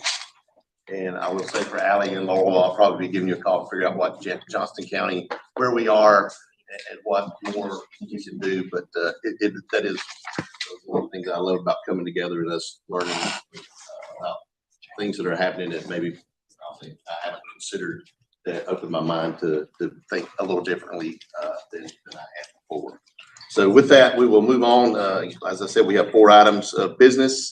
The first item, Tanisha Hennigan will come forward. She's our area agency on Aging Director and present our 2024-28 area plan on aging. And this is an item we hope to place on the consent agenda. Good evening, everyone. And for the sake of time, I believe the area plan is accessible within your agenda packet, but I want to present our 2024 to 2028 area plan. And our goal is to hopefully address the diverse needs of our older adults, caregivers within our region. Our plan is guided by 6 key areas. So we're looking at safety, protection, and advocacy, healthy aging and quality of life, housing and homelessness, which is very parallels with our conversation that we had today, caregiver support and workforce development, and long-term preparedness, planning and advancing equity and reframing aging. And so our goals are guided by our North Carolina State Aging Plan. Our area plan is mandated by the Older Americans Act, and we have to do this every 4 years, with every year giving an update on our progress. We also married some of our goals and objectives from our Central Pines strategic framework as well, so that we can also keep a parallel with that as we go throughout the next 4 years. So we're looking at, for this plan, with collaboration and partnerships with our local partners, our stakeholders, and of course our local governments, to make sure that we're addressing the needs of our older adults within our region. Thank you. Is there any objection to placing this on the consent agenda? We'll put it on here. Next item is a nominating committee report. I'm coming. And, Just in time. Yeah, just in time. I'm gonna call on Kathleen to present this to us. I will say, I appreciate, and I'm not gonna try to call names because I'll be making 2 out of 5, like Lindsay did, but it is an interesting committee. I want to say thank them. We had an interesting task this year. It wasn't just 1 or 2, it was 3 positions that we had to look to fill, and I want to thank all of those who considered being a part of next year's board. It is very reassuring to know that there are people who are willing to step up and serve. I know we're all busy and have plenty of things to do in our own communities, but to be willing to step up and serve, I want to thank all those for that. So Kathleen. Yes, and I echo, thank you, everyone. And we did have quite a bit, and thank you for herding us cats. I think I was a cat too, so I don't know that. So the slate that we are recommending, and I have to cheat and put on my glasses because I'll screw it up otherwise. So we are recommending Brett Gant as our chair. Thank you. Moving on up. Randy Haven O'Donnell, who is unfortunately unable to be here tonight. She has much in the way of regionalism. My phone just did a weird thing, so sorry about that. Thank you, Susan Evans, for our second vice chair. She's online. She's online. Thank you, Susan. And Byron McAllister, secretary. And so we put that forth to the group. And at the same time, we do recognize we may have missed, and if there is anyone who wishes to nominate themselves or others, because we want to make sure we have considered all, now is the time to raise your hand. All right, seeing none, Mr. Chair, we have a slate. So since we are running a little bit behind, is there any reason we can't put this on consent agenda to approve, or do we need to have a roll call vote to do it? It's up to the board. If they are okay putting it on consent, put it on consent. So seeing there are no other nominees, is there any objection to putting this on the consent agenda, unless you'd just like to have an extra roll call? Make it so. Okay. We will put this item on the consent agenda as well. So the next item is the recommended fiscal year 24-25 budget, and Lee, you're going to present that to us.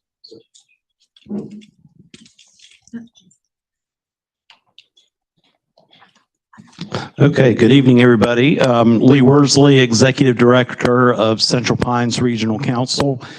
And I'll go ahead and apologize up front.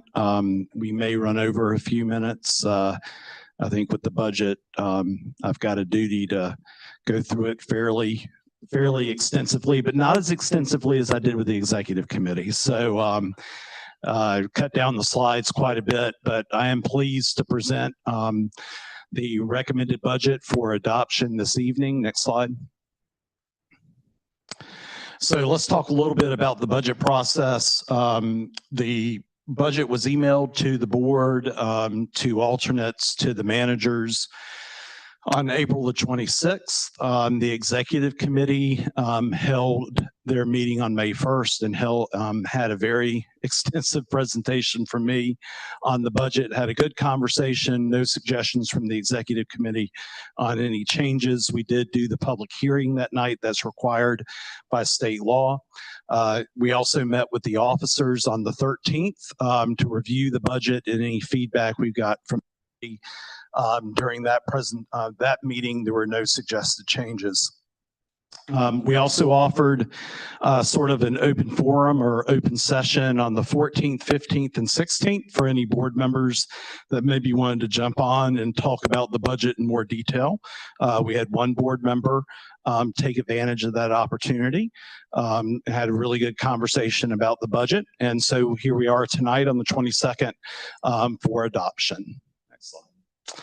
So from the recommended budget to the budget resolution, and so as a COG, we do not pass ordinances, so it's a budget resolution and not a budget ordinance. The budget has gone up a little bit. So the original recommended budget was 40.4 million. The budget resolution we have before you now is 43.1 million. There were some additional programs that were assured from when we presented to now. So that's the reason for the adjustments. All of them have sufficient revenue and contracts in place to be able to fund. Next slide. So let's talk about member dues. I am recommending a member due increase for this year. So the increase would be 44 cents per capita, up to 300,000 population. That's a change from 41 cents. We're, I think, the only COG that actually has a decrease in dues when a community hits a certain population cap. I have for several years been upping that cap. And this is actually goes back 25 years when there was a complete restructuring of the dues process or the dues structure. But my goal is to eventually get the cap so that no local governments are hit by the cap. So the only local government affected by this now is the city of Raleigh. Durham is dropping out of the cap this year. I think Johnston County and Cary did last year. The counties only pay for the unincorporated population, but they do pay a large share to for the area agency on aging. So there's a lot of money that comes in on the aging side that the counties do, and then the member dues take care of the rest of the organization. I'll talk a little bit more about member dues in a second. But we had not increased member dues since 1996. Our costs have gone up exponentially. Our budget's gone up 3 times from what it was just eight years ago. My hope is that this will be the last member dues increase we'll ask for quite some time, but it's necessary to move on a few priorities. Next slide, please. So let's dive into the member dues. Extremely important piece of the budget, but it's 2% of the budget. So it is, certainly a lot of money, but in the grand scheme of things, it's a small piece of the pie. But it's very important because it's the only funds that we have that are completely flexible. Almost every other funding source we get is tied to a project, tied to a deliverable, tied to a person, and we don't have any flexibility with it. So member dues are used to match projects that require a local match. There's 9 projects in the budget that do that. We're paying this year for 2/3 of the costs for our new finance system, which is desperately needed. And the reason why we're doing that is because we can't pay for the administration system fully out of our indirect fees. We have to capitalize that over 3 years. So we're going to pay for a third this year, then we'll pay ourselves back over the next 2 years out of admin funds. That's a federal stipulation. I'd love to pay for it all with indirect, but we can't. We're going to begin rebuilding fund balance with about 180,000 of that. We'll talk about that in a second. There's not a single employee at the organization where member dues pays for 100% of their salary, but there are 10 staff members where a portion of their salary is paid for by member dues. It's very clear and a big expectation that member dues are there to help provide flexibility, especially for our leadership team, so that they have time to meet with you, have time to look for new opportunities, have time to work with staff, but even our leadership team have specific projects that fund their salaries. So for every dollar of member investment, we're able to leverage about $44 of additional funding to come in. So it's a really good return on investment for what you all put in the organization. We really appreciate it. Next slide. So new and reclassified positions. I won't go through each of these, but there's 5 new positions in the budget. There's 1 position that is vacant that's being eliminated. That was sort of planned. We knew with ARPA funding, this management analyst would likely go away as the funding begins to ramp downward. The good news is that the other management analyst, as we talked about a couple of years ago, we've been able to build a really dynamic and wonderful grant assistance program. So we used ARPA money to basically seed that program. And now, how many? 15 local governments? 15 local governments are participating in the grant program. So we're able to actually self-sustain the program, which is what we wanted to do when we started out with our ARPA funding. So these are the positions. Next slide. So salary and benefits, as you all know, recruitment and retention is a huge challenge right now. And we are doing the best we can, not only with salary and benefits, but other things, culture, space, flexibility, trying to provide we want to be a best-in-class employer. So pay is obviously a big part of that. So 3 parts of pay and benefit or pay for this year. We're implementing our pay and class study, which the board directs us to do at least every 4 years. We're also we don't want to do the pay and class study, which is based on salaries that were approved July 1st of last year. We want to continue to move forward. So there's a 4% cost of living increase or market adjustment in addition to that. And then for those employees who are eligible, they will receive an additional 2% merit increase. So I'll talk a little bit more about the pay study, I think on the next slide. Yes. So in the recommended budget, we discussed that we had put enough money away to take care of the pay and class study, what we felt like were going to be the recommendations. And I think we're going to do a pretty good job with implementation. So the total cost of the pay study is about $250,000. 178,000 of that is on the regional council side. 75,000 or so is for the Durham Chapel Hill Carrboro MPO, which is now part of the Central Pines family. We're doing an 80% implementation. So what that means is the way we do a pay study is we look at the minimum entry point of positions. And we make sure based on our market, which are our competitors, which is a lot of you, making sure that our minimum salaries are at 100% of the market average. All right, so if a planner goes up 1 grade, that's a 5% increase in minimum on our salary scale. So that's easy. You just move the minimums up 5%. Well, what happens to the individuals that are in that grade? We also want to move them along the grade so that we don't compress them against the minimum and begin creating inequities in the pay scale. So that can get really expensive. If we were going to do 100% implementation, we would move everybody 5%. Last time we did this, 5 years ago, we did a 55% implementation or moved people 2.75% up the scale. This year, we're able to actually afford 4%. So we're going to be able to move people 4% up the scale for a 1 grade increase. Love to do 5, there's just not enough money in the budget. The other thing we're doing is we looked at a lot of our competitors, and from minimum to maximum, our spread was 60%, but many of our competitors is actually a 70% spread. And so we're going to move our pay ranges to 70% to give folks a little bit more of a runway before they hit maximum on the pay scale. All right, next slide.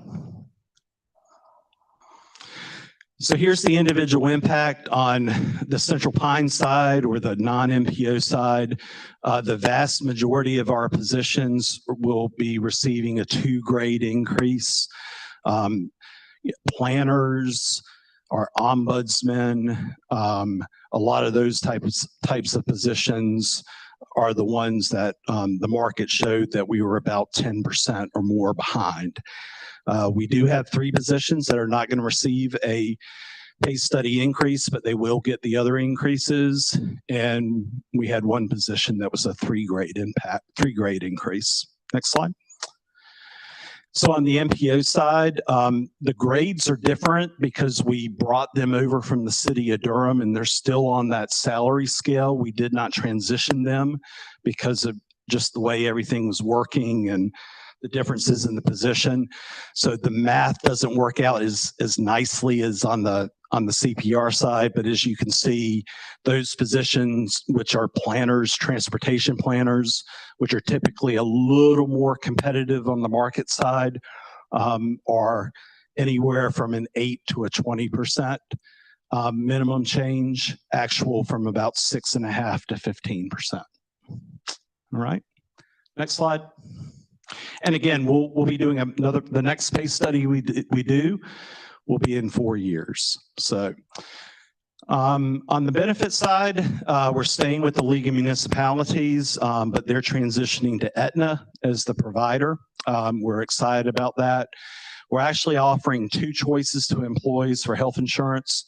We've traditionally only offered a high deductible plan, but we're also offering a PPO plan as of next year.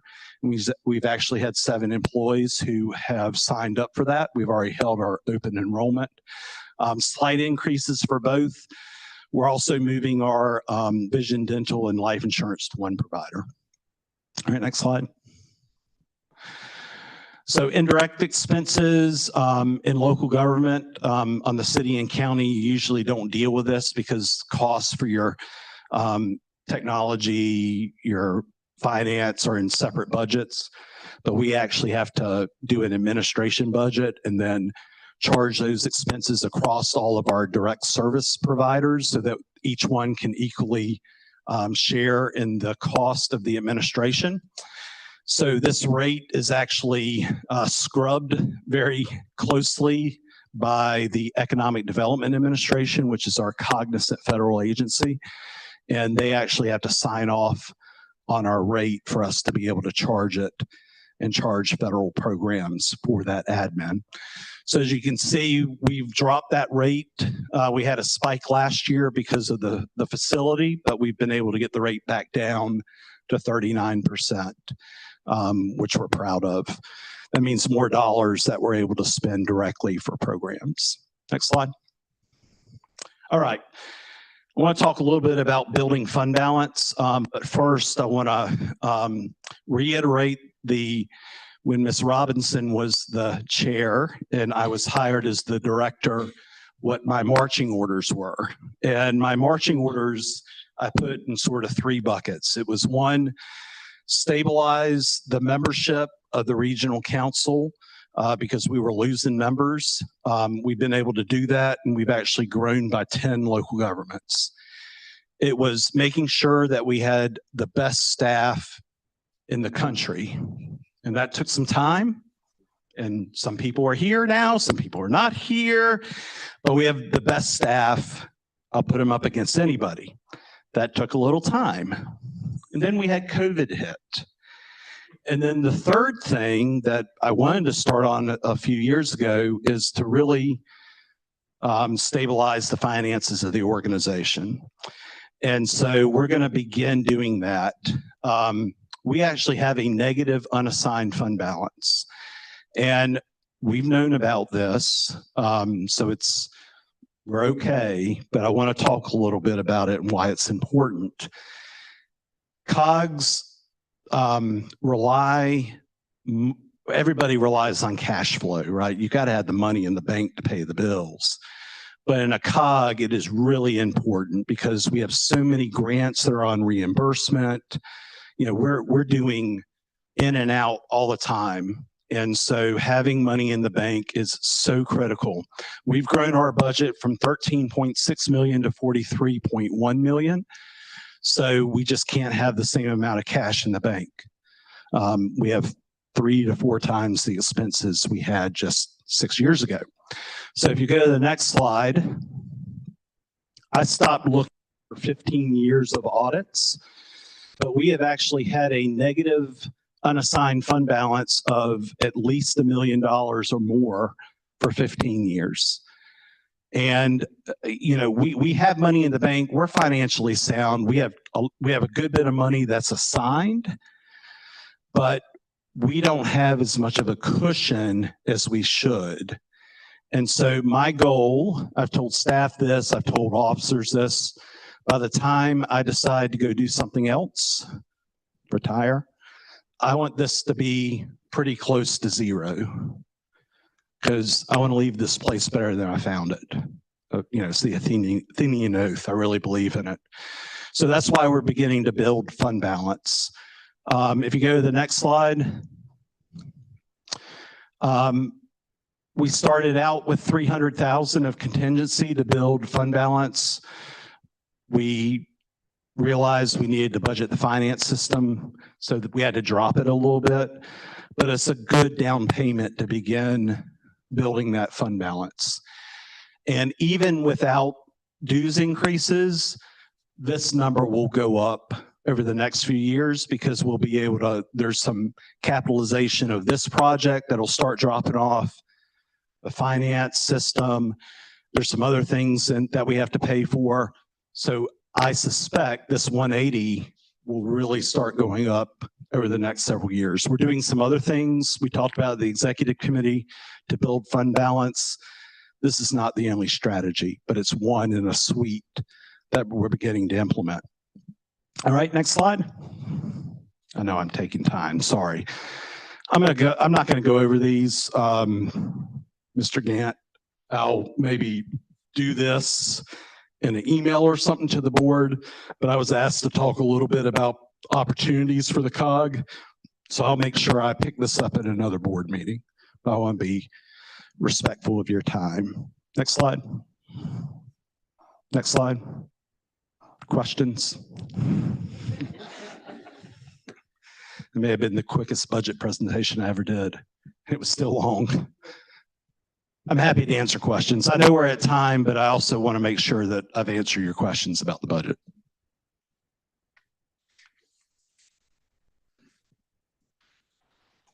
What's the next step on the budget? Next step on the budget is if the board is ready, it is on the agenda for you all to adopt on the consent agenda.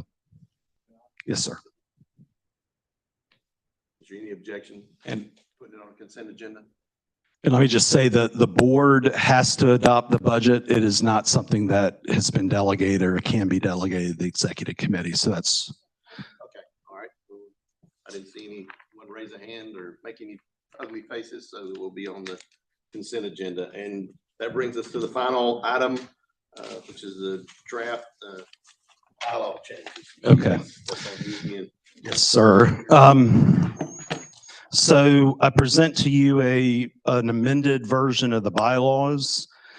And the reason for this is we have one community, the town of Chapel Hill, whose meetings conflict on most months with the Board of Delegate meeting and the Executive Committee meeting. We've had a request from the mayor of Chapel Hill to have an individual sit for the town, but would obviously not have voting rights as a delegate does, since the individual is not a elected official. So this draft was presented to the executive committee a couple of months ago. It did generate quite a bit of conversation, and it was the vote was 8-4 to bring this to the Board of Delegates for consideration. The board is the only body that can amend the bylaws. I know the hour is late, so if this needs to be tabled for your next meeting, or if you all are ready to discuss it, staff is ready to accommodate whatever the board's desire is, Mr. Chair. And I can answer questions. Sounds like this is something new. I mean, Chatham County has been participating for a long time. Chapel Hill. So you'll remember this, Mr. Curran, when Mr. Harrison was the chair, the Chapel Hill board meeting day was actually changed to a Wednesday. And during Mr. Harrison's chairmanship, that's when the change happened. And he actually missed Chapel Hill board meetings to finish out his term. And from that time, we really haven't had an active elected official from Chapel Hill on the board because of a direct conflict with the meetings. And that's the only community that I know of that has this type of conflict. And the language is written for that very specific case. What purpose would they be here if they don't have the opportunity to vote? They would be here as sort of a designated representative of the town to be able to gather information and take it back, to be able to speak in a limited way for the town if needed. But that's true, they would not have the ability to vote. Have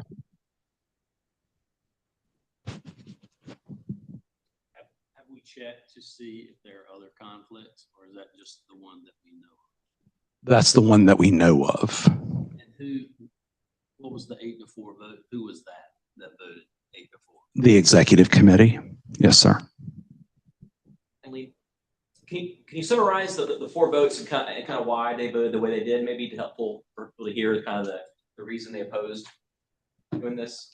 I'll do my best, but I also, if you know, certainly if any executive committee members want to articulate reasons. I think there was concern about precedent. I think there was some concern to the conversation about possibly, you know, why they could attend anyways. It didn't need to be formally done in the bylaws. If they can't vote, you know, sort of what's the purpose of doing this? There may be other reasons. Those were the ones that I sort of remember. Other executive committee members can certainly chime in or correct me. I don't want to represent your view. How do you explain the reason for doing it if they can do it anyway? I think the reasoning is to actually codify that there's a very limited opportunity that if a local government has a direct conflict, that the governing body can appoint somebody to at least represent them in a limited way here, so that there is somebody designated that's getting the information, that's able to come and participate in a conversation, to be able to report back to the town, that there's somebody designated for the town that will actually be here on their behalf, rather than just a informal sort of, somebody may show up this time, but maybe don't show up. You know, they're getting the same communication. One thing, point of clarification, which is when you're attending and not a designee, you can't, technically, we don't have audience comment, so they would not be able to speak. So it would be allow them to speak on that limited capacity. So what would they be? A delegate, limited delegate? How would they be classified? The way I have it it's a local government member representative. Maybe a better term. That's what I came up with. really have a problem with it, the spirit of what's trying to be accomplished. I don't know if it's something that needs to be tabled. I'm happy to make a motion if necessary, but specifically saying Chapel Hill without really knowing if it impacts anyone else. I feel like we need to probably do some due diligence to see if it impacts anyone today. Doesn't mean that dates won't change in the future. Sure. But maybe, I hate to say less specific because we want it to be. Within the bylaws, it's not specific. It's not specific. Yeah, so within this, scratch copy you have here, we can do this something. is for any government that wants to take up that option, not just chapels. Okay. And the purpose, I think, is to allow, if it does happen in the future, we want to make a special exception for Chapel Hill or anybody else. It'll be in our bylaws. Anybody that has this conflict can take advantage of this and have their delegate be seated here. Yeah, I don't necessarily have an issue with And not to, I think from a staff perspective and from my perspective, I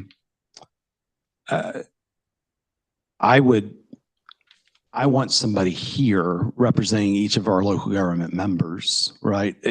Certainly I would prefer it to be a delegate and elected official, but if the only thing they can send is a representative, at least we've got somebody here representing the town.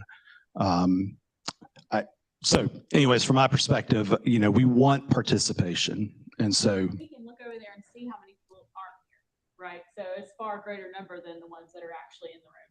I am a newly elected official and I take pride in representing Andrew here. It's very important to me. And so I can understand where having somebody in the room, if this is going to increase participation, that being a goal, that's a good goal to have. Yeah, I can see where that would be a flip side to them being here and not really having a say, but presence is. Jennifer, do you have a question, comment? No question. I think this is a good thing to remove this barrier from participation. I think it's excellent. So I think we ought to do it. So I'm happy to make a motion if people are ready. My only other comment is it did pass by the executive board.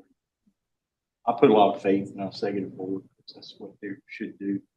Sounds like they dug into it a lot deeper than we are tonight, discussed it and stuff. So, if it passes the executive board, I would think, as you say, to go ahead and make it a resolution. I was under the impression it was specific to Chapel. Okay, sir, it's a general provision. It's just that Chapel Hill was what prompted the discussion. So are there any objections to putting this on the consent agenda? It doesn't create a situation where municipalities that, again, aren't here, and I'm not, people have things. I just don't want it to be a situation where folks that can be here, that just aren't here, are sending someone. Understand. But, time will tell, I suppose, on that. And the provision is written that it is limited to only situations where the board meeting, your governing board, directly conflicts with the board. And the chair has the authority to allow it or not. Hey, this is Rebecca from Sanford. Okay. The actual. Yeah, I think that, Oh, I'm sorry. This is Rebecca from Sanford. Does it specify, and I'm sorry if I couldn't hear it if this was said, whether it's a staff person or a citizen, or does it specify, or is that to the local government's discretion? It does not specify what the person's capacity is. It just have to be a resident, right, of the jurisdiction. Bottom line, permanent residency within the jurisdiction they will represent. Yes. That's why you're the secretary. That's right. That's right. Can I say something, please? This is Wilma. This person that's going to be the representative, it does not have to be, my understanding, it does not have to be changed. They can still do the same thing without changing bylaws.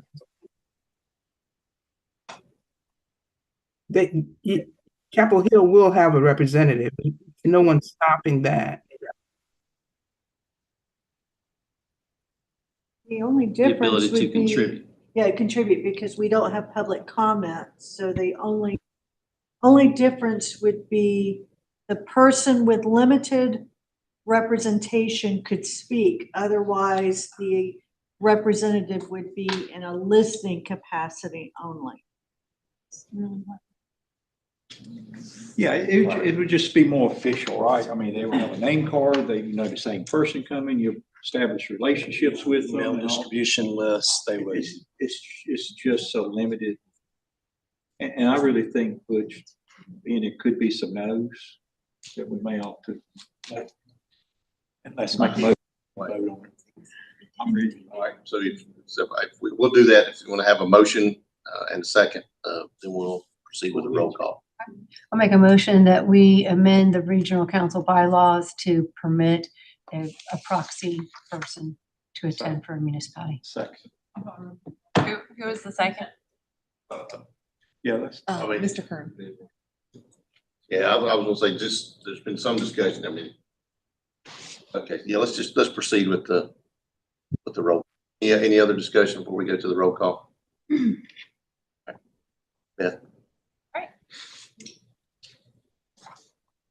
To the right spot. Again, this is just one vote per community. So if you have an alternate, make sure the delegate votes. Okay. All right, Aberdeen. If this is done to change we're gonna change the bylaws for this, I'm gonna say no. Andrew, We vote yes. Apex, Yes. Archer Lodge, Benson, Yes. Broadway, Barbaro, Carthage, Cary, Yes. Chatham County, Clayton, City of Durham, Durham County, Yes. Fuquay Varina, Yes. Hillsborough, Yes. Holly Springs, Yes. Johnston County, Yes. Henley, Nightdale, Lee County, Yes. Micro, Yes. Moore County, Morrisville,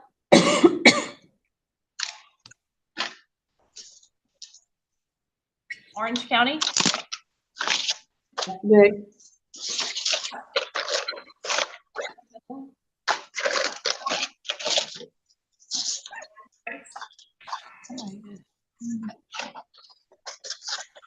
Pinehurst still on. Somebody get the mute.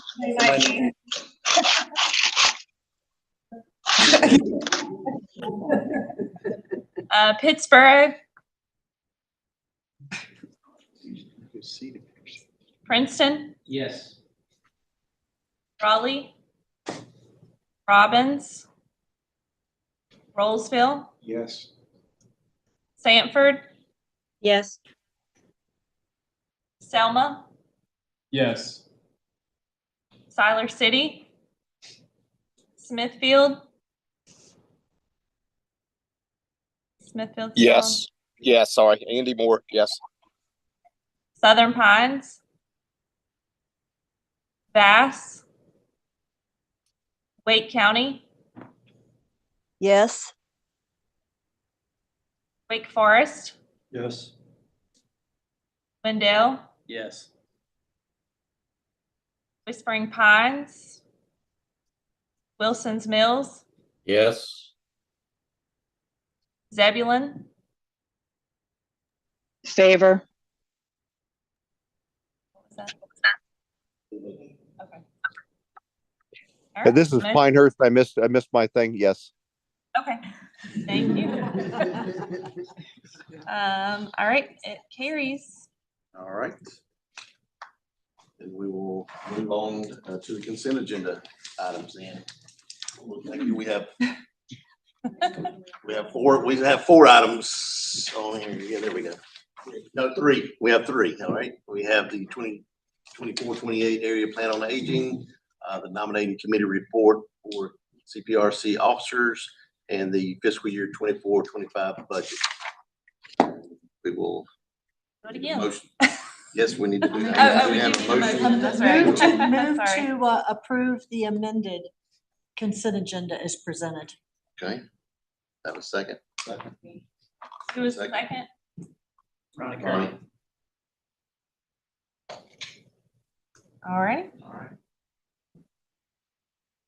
Aberdeen.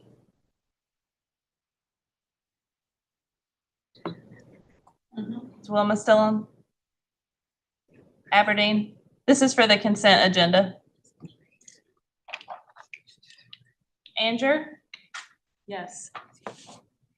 Apex? Yes.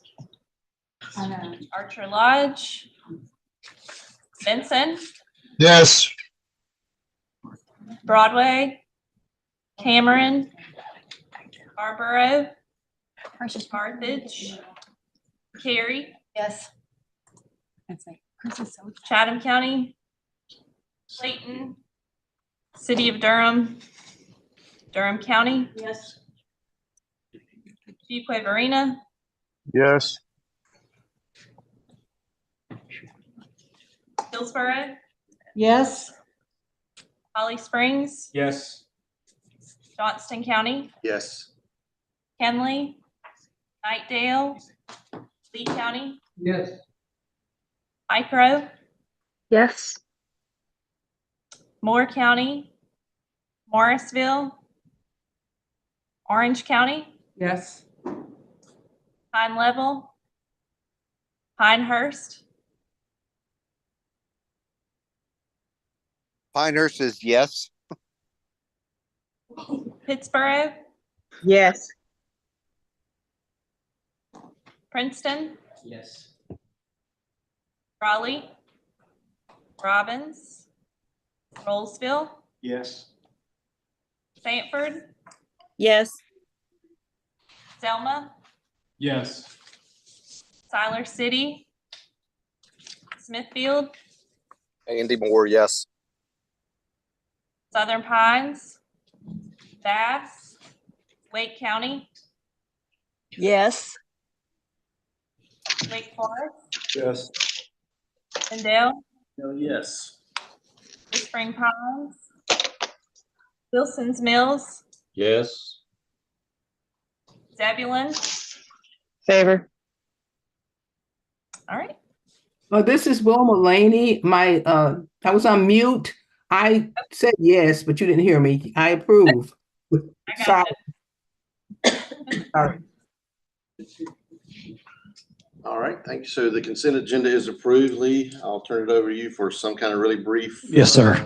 Very brief. Two quick items. Number one, Delegate Steve Rao was not able to be here this evening, but he held a AI forum here about a week or a week and a half ago, and Delegate Rao asked me to say thank you to everybody that attended, but he especially wanted to recognize the Central Pines staff that supported that.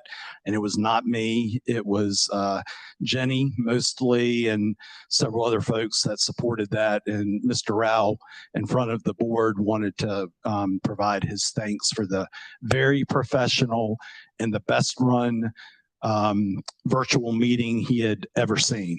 So that was his exact words. So thank you. So thanks for working with us on this tonight. This is a little bit of a different format that we're trying.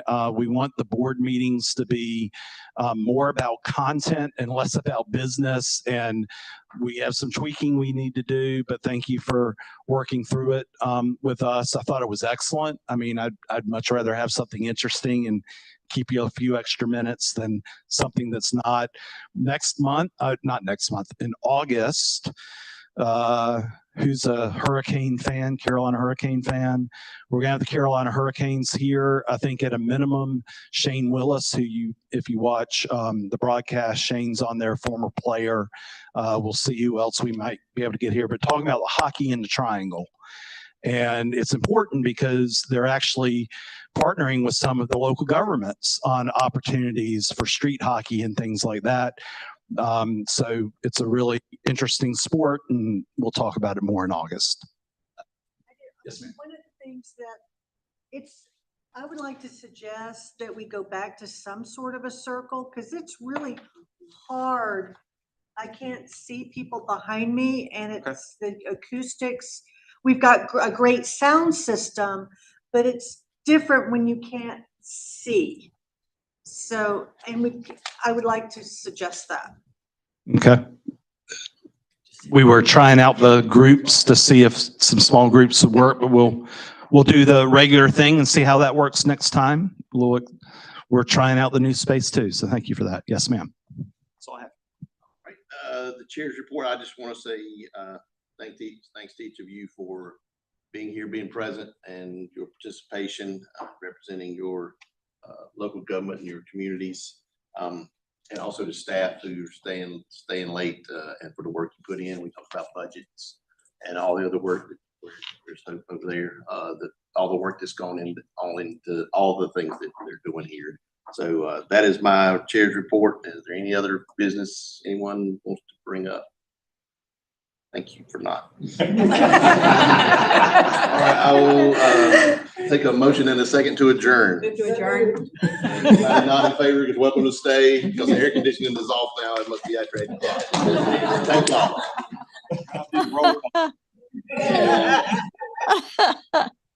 Everybody leave as affirmative. Yes. See you. Thank you. Congratulations. Yeah, see you soon. Say to you that I enjoyed your today.